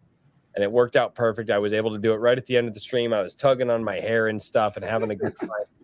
And then that evolved and they cropped out, and I was wearing my over-the-ear headphones, what Matt's been wearing all night. They cropped out my hairline and put it behind put it in front of a holy angelic light, and now my hair is known as the wig of destiny. Nice. Yep, we each have an item of power. Yeah. Richard has the anvil, Daniel has the seat of power, and I have the wig of destiny. And I need a fucking comic to be made of these three items. And That sounds awesome. these three. It's hilarious, dude. But yeah. So I am my channel. The channel has been around for quite a while, but the lore is is young but long. Don't read into that, chat. But it's Too late. They're going to. I know they are, but no, but yeah. So that's where so if you see wig jokes and things like that, so you guys are in on the loop. And then the Ultimate Kahuna wanted his wig to fight my wig, and I told him that, dude, my wig's been around for a long time. Like, it has literally seen battle zones. You have no idea the great men that have worn the wig before me. It was there in the Revolution. It absolutely saw the fall of Rome, possibly there when Christ died. We don't know how long the Wig of Destiny has been here. I thought But you it's bought been- it for $2 at a good. Hey, we're not telling the real story. We're going with the Lord. It's like, I gave Until he started playing with it, he had two little hair That's how the horns story sticking up. starts out. The hero buys the wig at a garage sale. Right. Oh my God, that would be incredible. And he doesn't realize what it is. Can I also just say the missing wheel on this side is very problematic? Please don't crash into my wall. I already had one. Right. Oh, I've almost done it. I went to reach for a beer and all of He a sudden has broken 4 chairs. 5. The 5th one, I say 5. The 5th one, it was at my brother's house. The 4 of them were at my house. He sits in chairs and they just this one's already explode. broken. Well, Nope. you've sat in it before. No. We knew you were coming, and it broke itself. This is my son. I told my Not son, I my was like, fault. hey, buddy, we need to borrow your chair. Not my fault. This is my son's Lego building chair. He sits in this chair and builds Legos. We're like, hey, buddy, we got to borrow this. Okay, Dad. And now it's I have my broken. chair back so I can build Legos. I was like, buddy, we got to do a stream. Okay. And I'll give it back to you tomorrow. when the Okay. missing wheel was in the back, it was fine. But now that it's to the left, it's a problem. It also becomes a problem when you're drunk. Hey, JVP Music for $10. You know what? I feel attacked. JVP Music for $10 says, I remember following Piper last year and just followed Eric. Seeing new and original art released over time by my internet peoples is a wonderful thing. And he goes, Mercmaids. Yeah. Yeah. Does like the fist. Does she do a fit? Like, what is her like call to arms? Does she do a fist? Does she? What does Well, she she's do? kind of the only one armed, so. Well, the only one on her side armed. Yeah, right. I mean, The only one that counts, really. you know, I think that she slaughters a lot of men in the book. I feel like they're very distracted by. Anyway, the Lord Honor for $2. I'm just saying that I see that coming at me. My first thought isn't, oh hey, gun. The Lord Honor for $2 says Stab Ashton is having his onigiri flashbacks. Sushi Survivor. Yeah. That's awesome. There you go. There's I your love title. that that's a thing. Sebastian, Sushi Survivor. I like that. Oh, I was gonna try and figure out some way to have like a can we? you know, like the rolling with the past or something. You know what I mean? Like but I think the sushi. For the last hour now, I've been playing with different acronyms for PTSD. I You know, Sushi Survivor's great. had the darkest thought of Sebastian making human sushi as retribution. There you go. Dang. I was like, it's The just, ultimate finger food. it's got. And here's the thing: it could be an unbloody thing, but he's got a person rolled up in like the rice, and he's got his sword, and he's like humans. And the guy's just like, ah! Goodbye. That chef took my claw, but I got his nose. I took my club and I got his nose. Oh, Perfect. Kikomon. Kikomon for $2 says, show me. Show you. Kikomon. Oh, God. The Ultimate Kahuna for $1.99 says, Daniel, I wouldn't touch that with an 8-inch pole. And that's quotation marks. This is how he said it. I might have missed the reference. So. That was earlier. Not sure why 8-inch pole. There was a lot happening when that super chat came in. It's kind of a small pole. I'm just saying. Don't judge me. Dear God, He's seen bigger. Jesus Christ! That would be legend Off the rails. in the world. It's a grower, not a shower.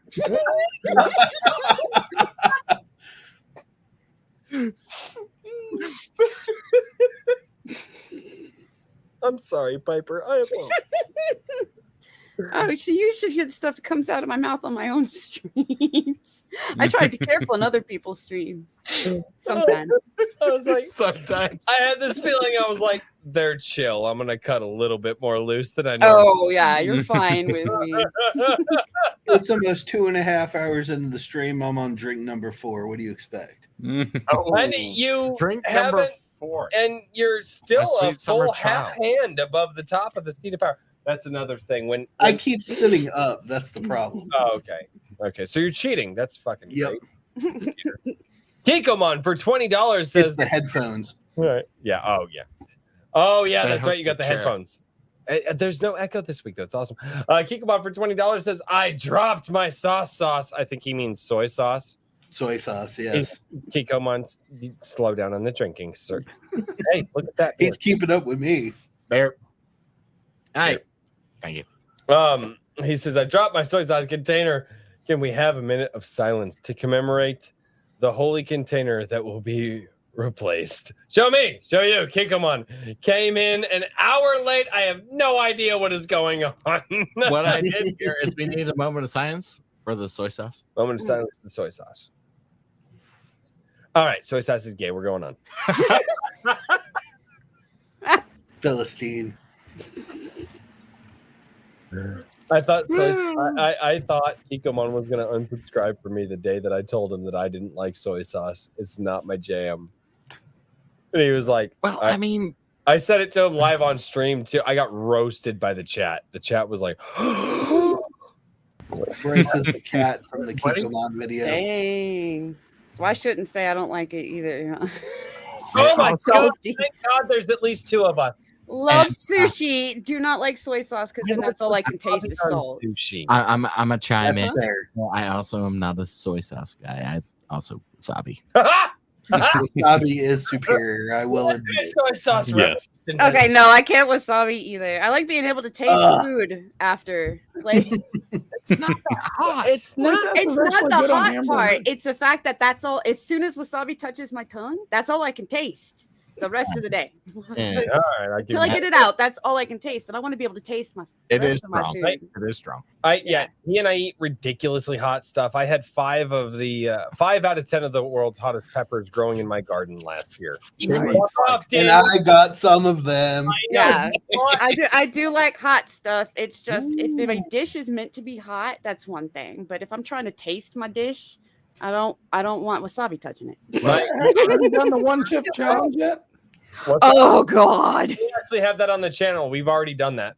It tastes Yeah. like crap. It tastes. awful. It's hot, but it tastes like crap.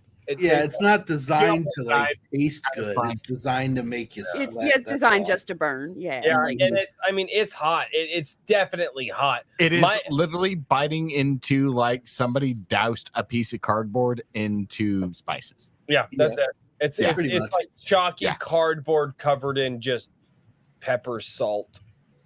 Because It's- they made that chip in 2017. people are gonna refund their backings because I don't like soy sauce. Soy sauce. And, I love seafood though, but yeah, no. I want to taste my food. What I want right now is some lobster and butter sauce. Mm.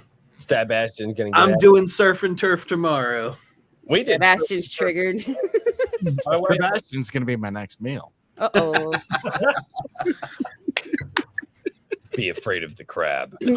There's the catchphrase. Be afraid of the crab. Sorry, don't use that Fear the crab. I Fear the crab. That's Yeah. better. That's My better. but keep working, keep working, So I'm going keep to tell you guys this, and I do not know why I have this memory from being a kid, but working. Gay. my dad was a jackass, and still is to this day. He's just a grandfather now, and it's funny to watch him do it to my kids Oh, he is a softie. compared to how he used to be. Yes, Yeah. but I asked my dad. We were going out to fancy dinner night, Red Lobster. Right, we were middle class family. Red Lobster, especially back in the 90s, Red Lobster was actually really good. Yeah, it was. And Yeah, it was. no, it was no. fancy for. 98, 99. Yeah.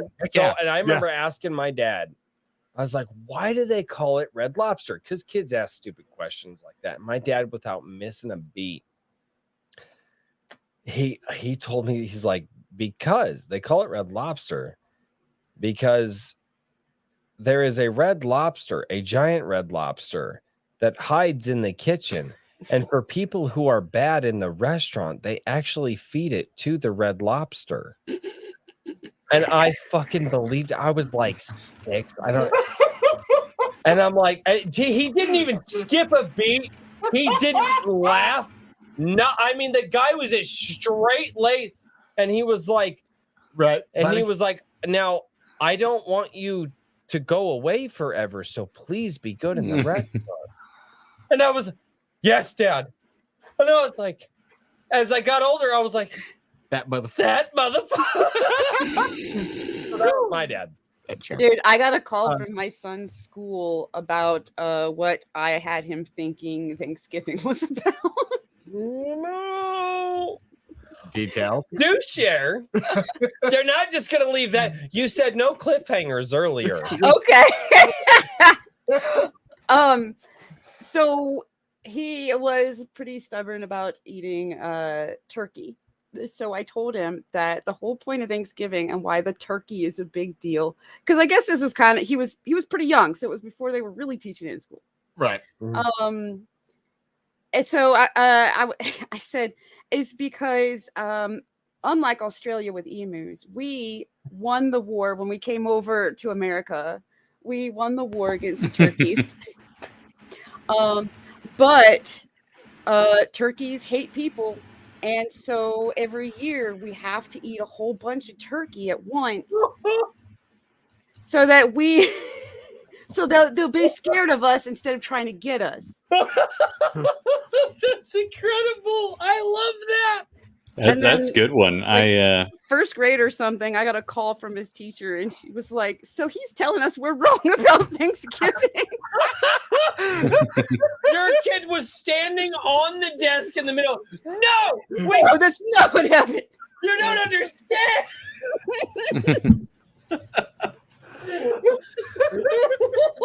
If we don't eat the turkeys, they will amass an army. We have to roast them all. Once a year, remind them we're the dominant species over here in the States. I'm just reminded of that Bob's Burgers episode where they all do amass an army. Kiko, I love Pixel, and that's why she's our writer. I can make up cool shit about anything. there you go. Wonderful. $5 says, what do you call an orphan taking a selfie? A family photo.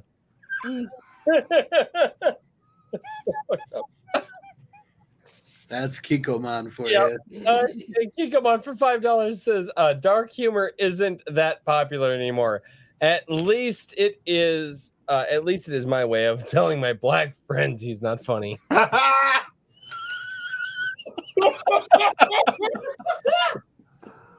Kikomon. Damn, he's got a lot of these. Damn. Yeah, he does. Oh, you haven't even. Yeah, you should see some of them. Yeah.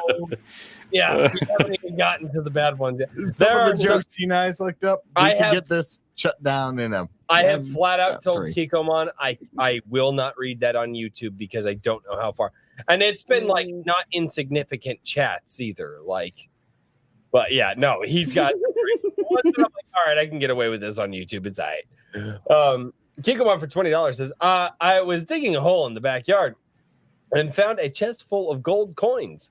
I was about to run home and tell my wife about it. But then I remembered why I was digging the hole to begin with.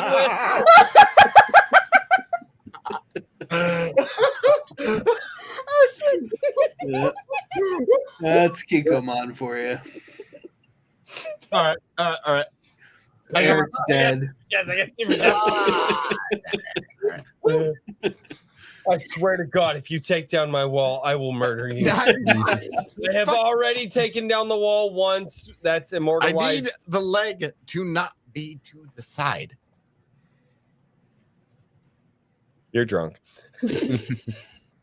Also, the chair is fucked up. He said also. All right, Kiko for $5. Kiko, why he said it like $5 jokes, man. Kiko is just like a Kiko.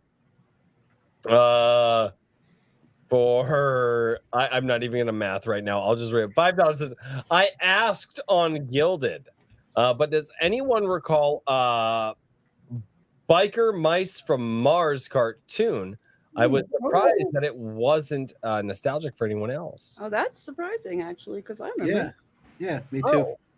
That was the USA Cartoon Network, I think. I Are they don't all remember Kikoma? that one.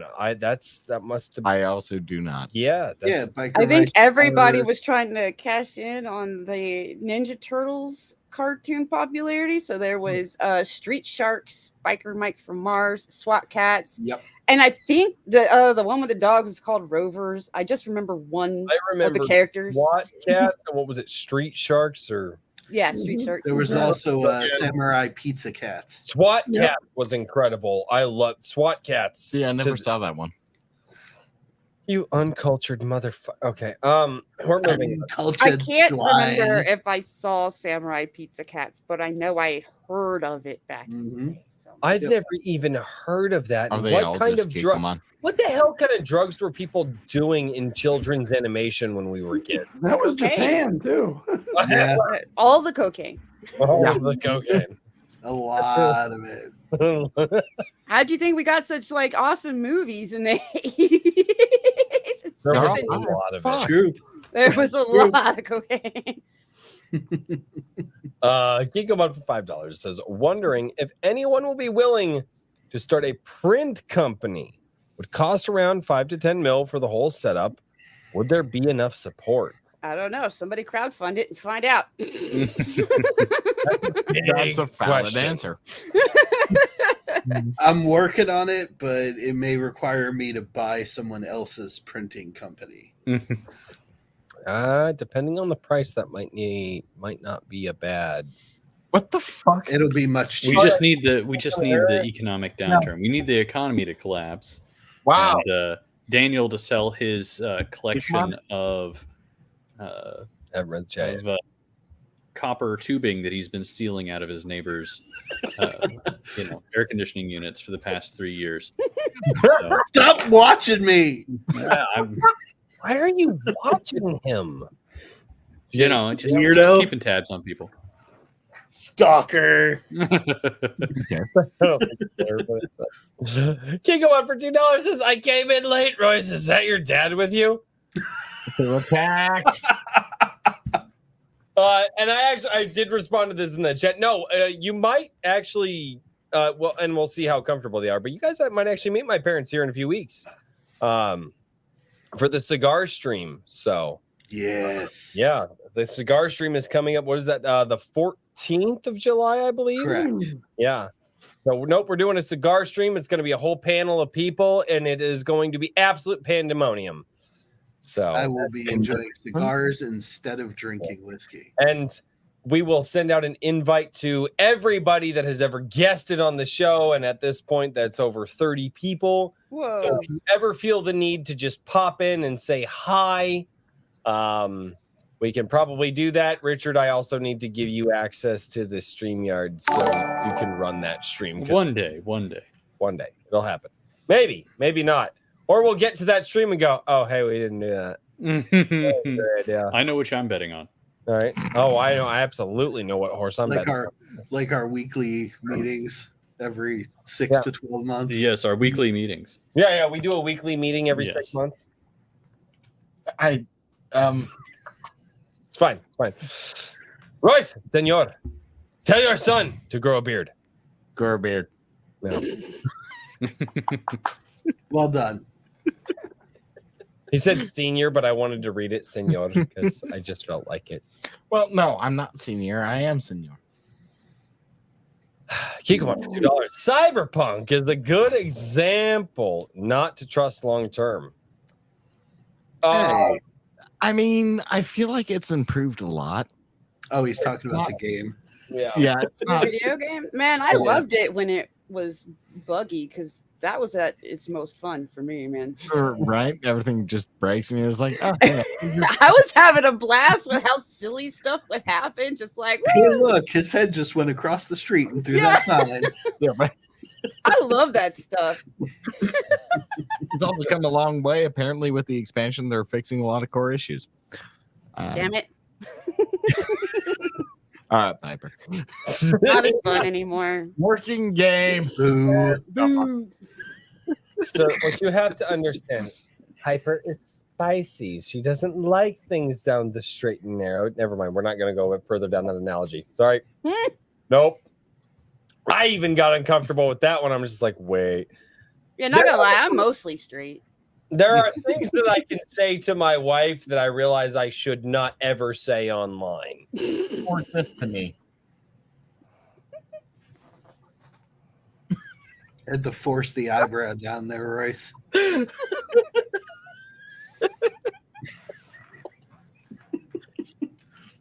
Ah! Get him, Matt. The fuck off. Calvin, I swear to God. I swear to God. Calvin Galata for $20 says, good evening, denizens. Howdy, Underworld Don. Yes, this is Underworld. This is the Thought Don himself, the T-H-O-T. There's a lot of lore behind that, too. Basically, every time he shows up, he brings the thought bots with him. So, and it's hilarious. It hasn't happened for a while. Well, probably because he got married. Where Big pimpin'. Well, they're usually in the chat, but they're not here. So he says, I was promised thought bots. you have a phone. But titties. And we've lost Matt. Price for a fledgling indie looking into ordering hard copies of their comic. As far as what good boxes to check are, examples being priced per book/binding. I'll put that up on the screen because I read that terribly, so I will put that on the screen for you guys to read. My beats. I assume he means like hard covers. Yeah. Yeah, that's what he's doing. Hardcovers, those are spendy. Yeah, Ooh, very yeah, spendy. those are super spendy. So I haven't attempted those yet. So I would not be sure, but Do your market research, my man. you're just gonna have to research those. I would assume that, like other stuff, though, the bigger bulk you get, the It does lower bring the per cost down. unit, Mhm. since that's just still part of the printing process. So there's that. But yeah, you would have to look that up and just look up printers that do it and find the best price of a printer that you trust. Because some overseas printers are not going to send you shit. But Yeah. So be careful. Be careful out there. But yeah, I couldn't tell you right off the bat because I haven't tried that. Eric, you got any good advice for that one? Yeah, basically, you're going to end up paying a premium, but if you're able to, bring in a good sized chunk of change in your crowdfunder, it's worth it to reward the people with an ever improving product. We're adding more pages. Once we hit the 10K, we want to try to add a mini comic on top of that once we hit the 15, and so forth. So the more that you get people to come in, absolutely give them those upgrades. Put the money back into the book, make it better. Yeah, that's not a bad idea. Doing crowdfund with hardback, and everybody else gets standard. Paperback. Yeah, That's an idea with merit. Every that's not a bad idea. Yeah. crowdfunders get the hardback. All you other scrubs, you get Jerry's soft back. That was a return to the joke. That's in comedy. That's never. If you have to explain it, it's not funny. The funny part is it stop it.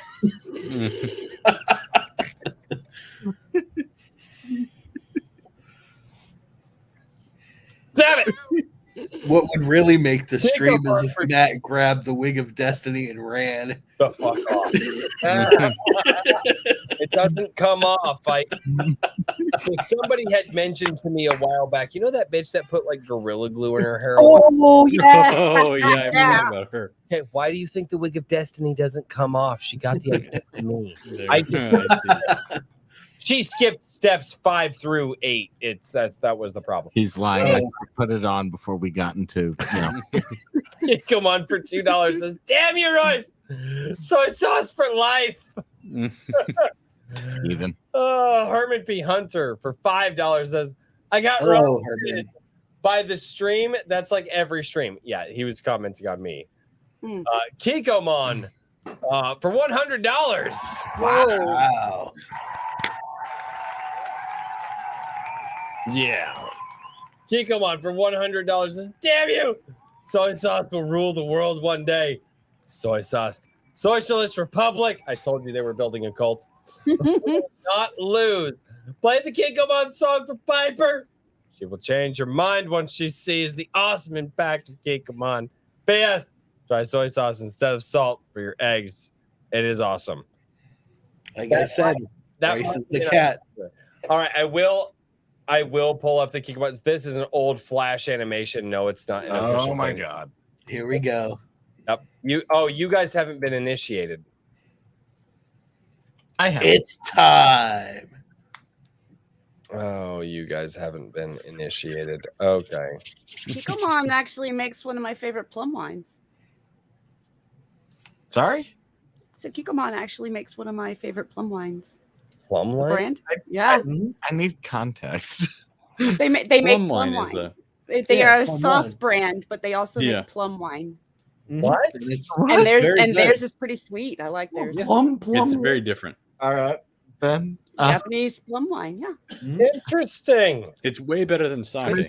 Yeah, it's better Like than plum if you're sake. gonna drink Japanese alcohol, do plum wine. Oh, for yeah. Sure. Oh, That is- Love that shit. It's very good. I'm down. All right. Here's the Kikomon. oh, Whoa. this is like 20 years. 大豆の星からやってきた正義の使者だキコナン醤油をたちまちかけたなら食べ物食うとうまくなる外食なんてぶっ飛ばせ必殺技だキコパンチ目玉焼きは See, Royce is the cat. Fuck off! I'm not the fucking king! 醤油キコナはいンキコナン醤油 He's the cat, right? キコナン He is the cat. He's the cat. Yep. 大豆の星からやってきたいかつあいつはキコナン醤油は体にいいんだぜ最近さよもあるんだぜ He actually pulled my voice from his head saying that. 必殺技だキコベンだから青焼きも醤油だってんだぞ See, Royce is the cat. He goes to the corner. Show you. Keep going, keep going. Show me, show you. Keep going. All right.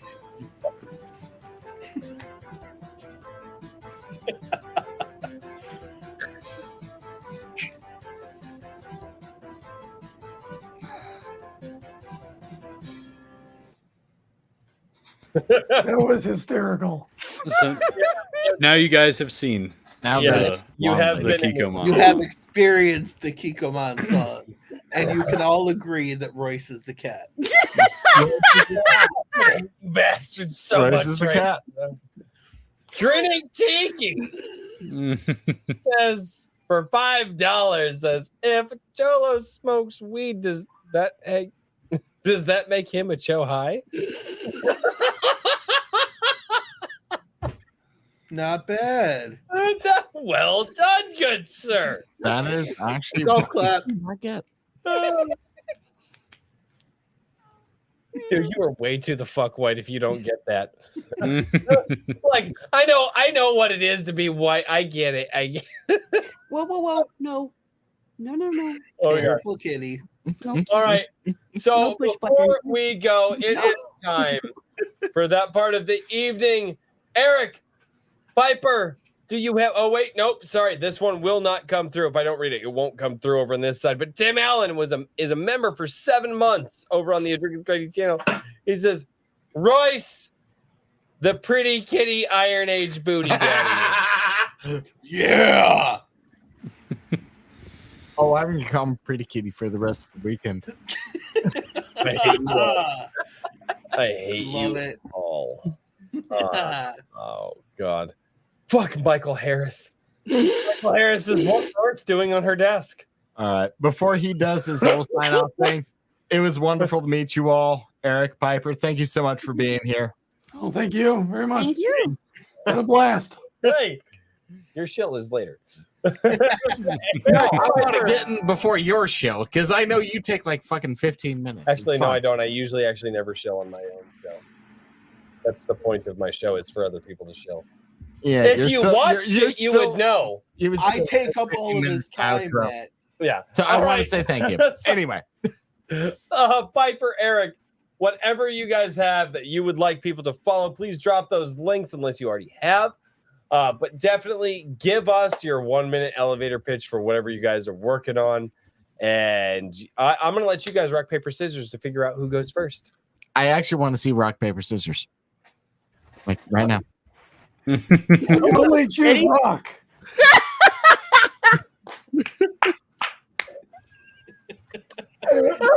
Attaboy, Eric. Oh, no.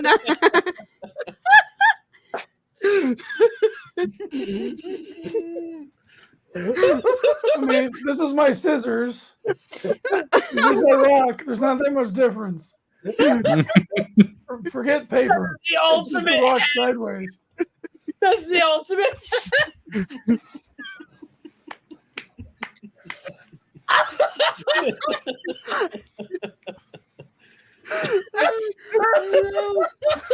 I'll drink to that. I was gonna say, well, looks like Piper gets to decide that.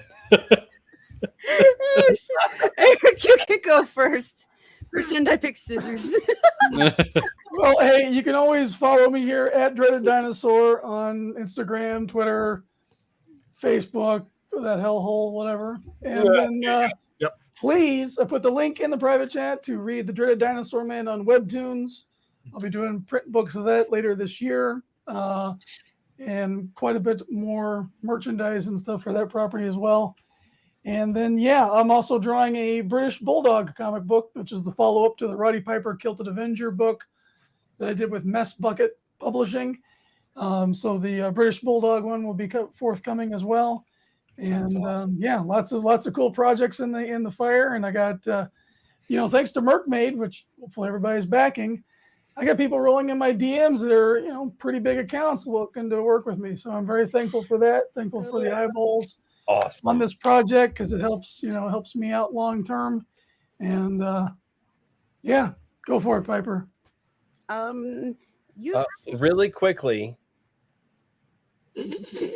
Okay.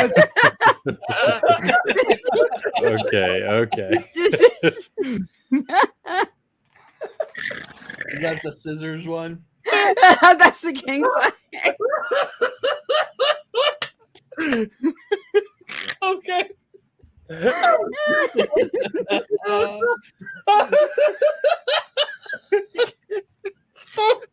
Pixel from the top rope there. I can't with y'all right now. Welcome to A Drink with Crazy. Holy fuck. Oh, this was a blast. Oh my god. Crazy. We're good.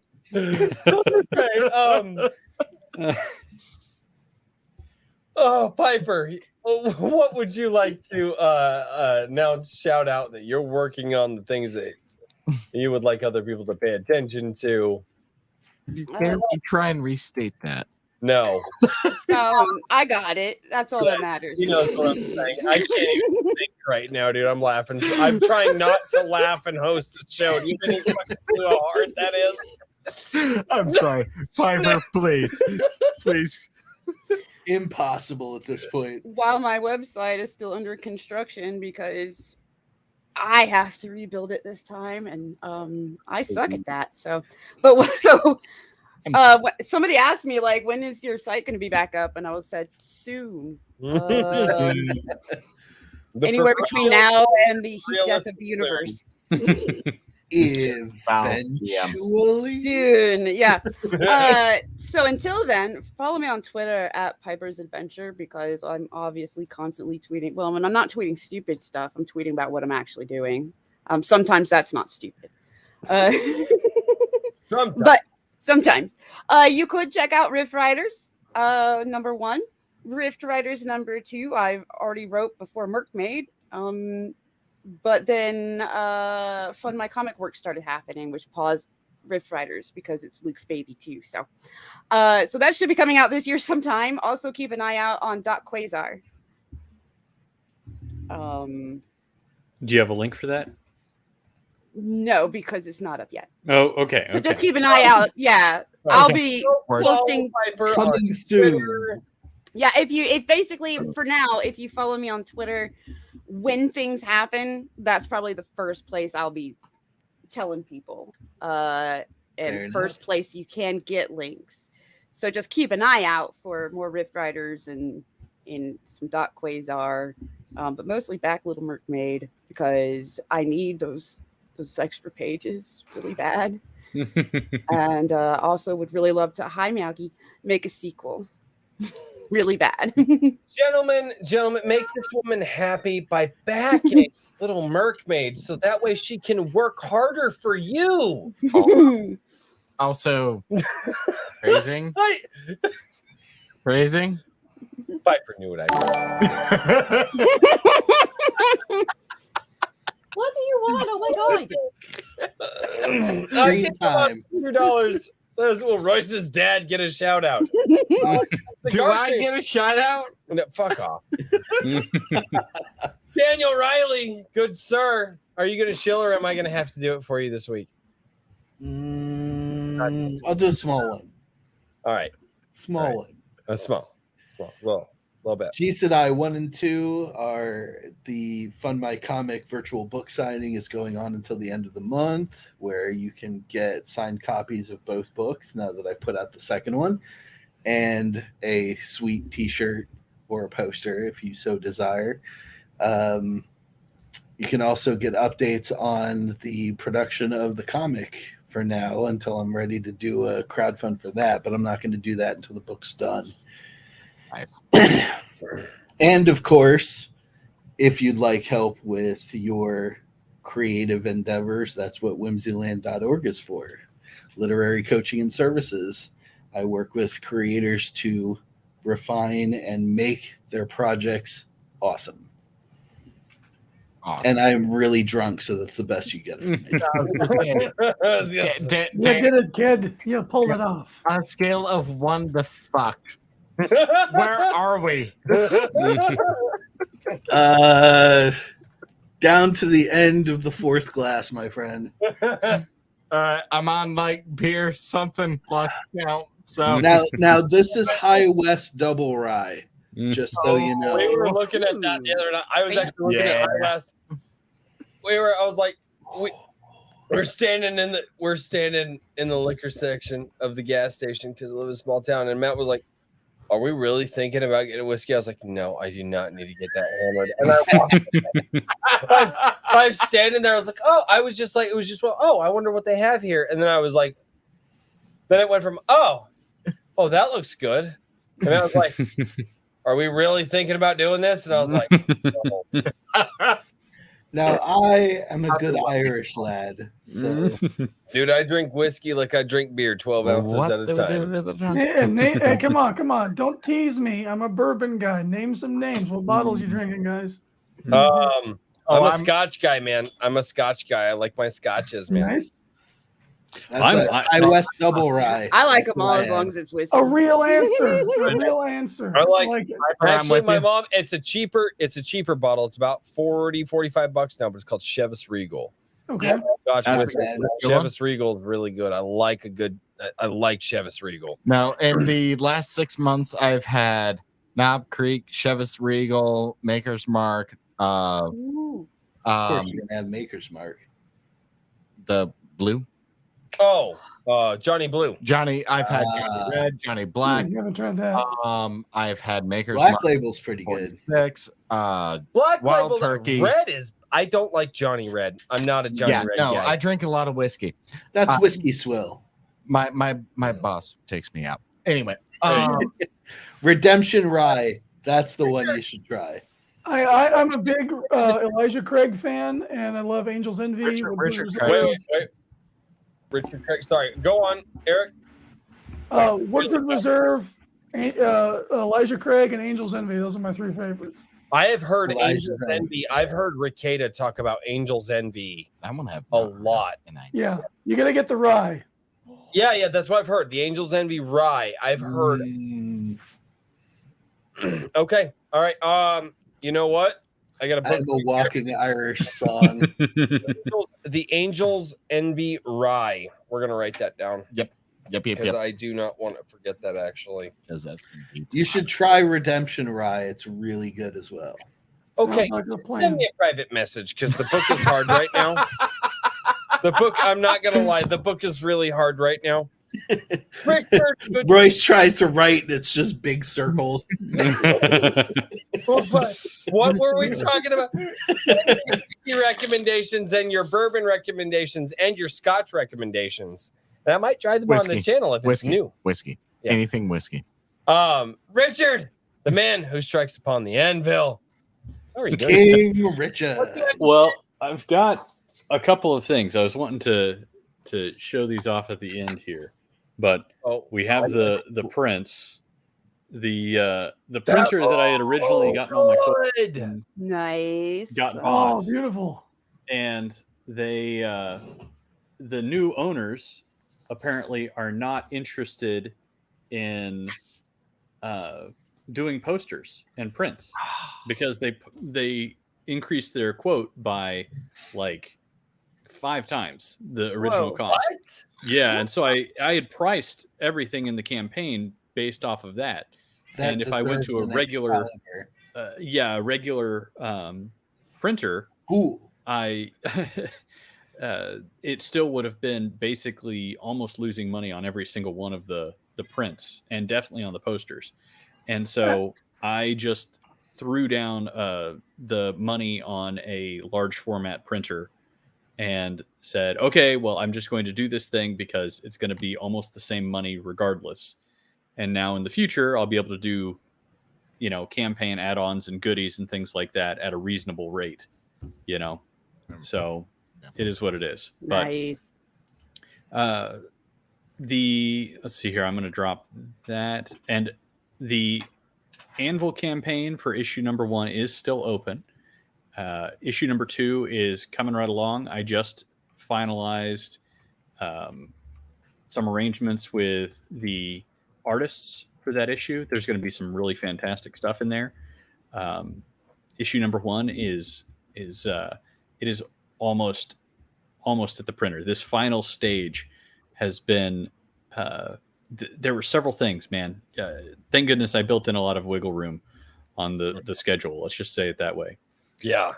The other doing a short story anthology is crazy. Well, yeah, and then adding in ads and the solo RPG and the other stuff like that was kind of I should have kept it a little bit simpler on the first issue. You know what I mean?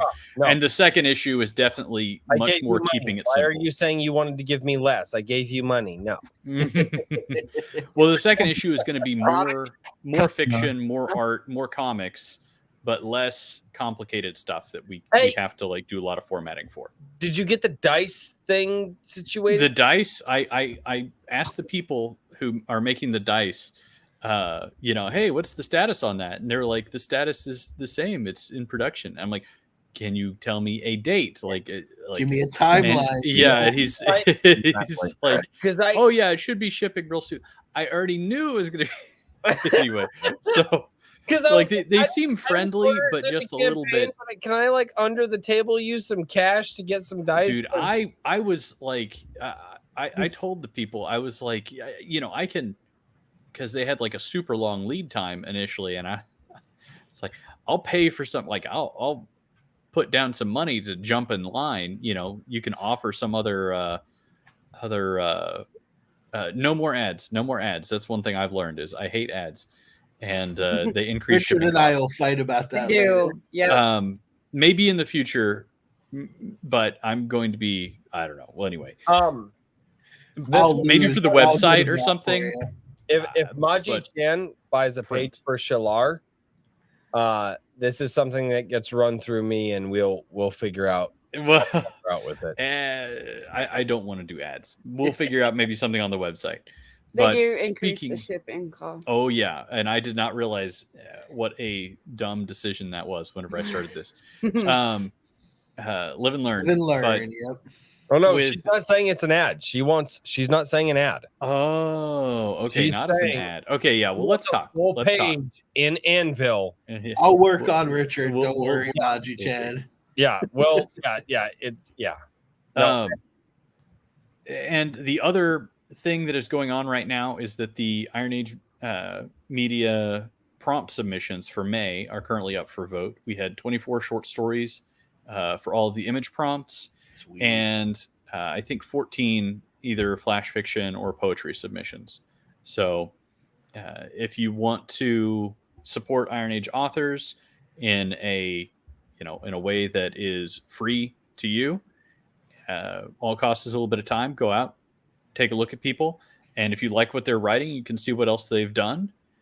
And at minimum, give them a like, give them a comment, and then the ones that you like most, go to the link that I posted, which is ironage.media/vote.html, and vote for your favorites there. And those will be featured on the site over the next month. So Awesome, man. Did you? And you did get all the links. Thank you for doing that. That is fantastic. And short show for me, ladies and gentlemen. Be here tomorrow night, Saturday night. We're doing Star Shatter, the fantastic tabletop RPG. I play a semi-Irish space captain because it sounds kind of close, maybe near in the neighborhood of an Irish guy. I'm sorry, short show? I've been here for 3 hours. You haven't even fed me. What? Be He here tries tomorrow. an Irish getting needy. This has been Iron Age Nights. It's been awesome to hang out with everybody. Oh my God. Be here tomorrow, 7 p.m. Central for Star Shatter. It's going to be awesome. Be here for Sunday Coffee. My God, the fifis that I heard this week. Oh.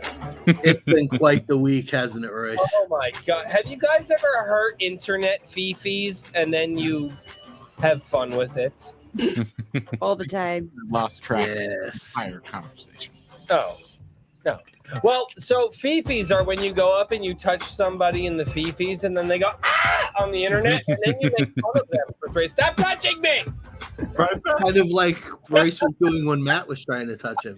We should not ever talk about that again. We should Talk about what? Way to When Matt was guarantee it trying will to be touch talked you? about again. Streisand effect.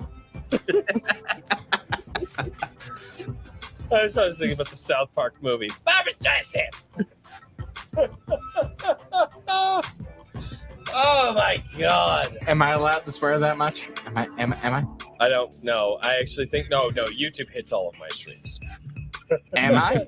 Am I? Yeah, we'll get strikes all over. No, we're not doing that. Okay. I wish I could. I actually wish I could.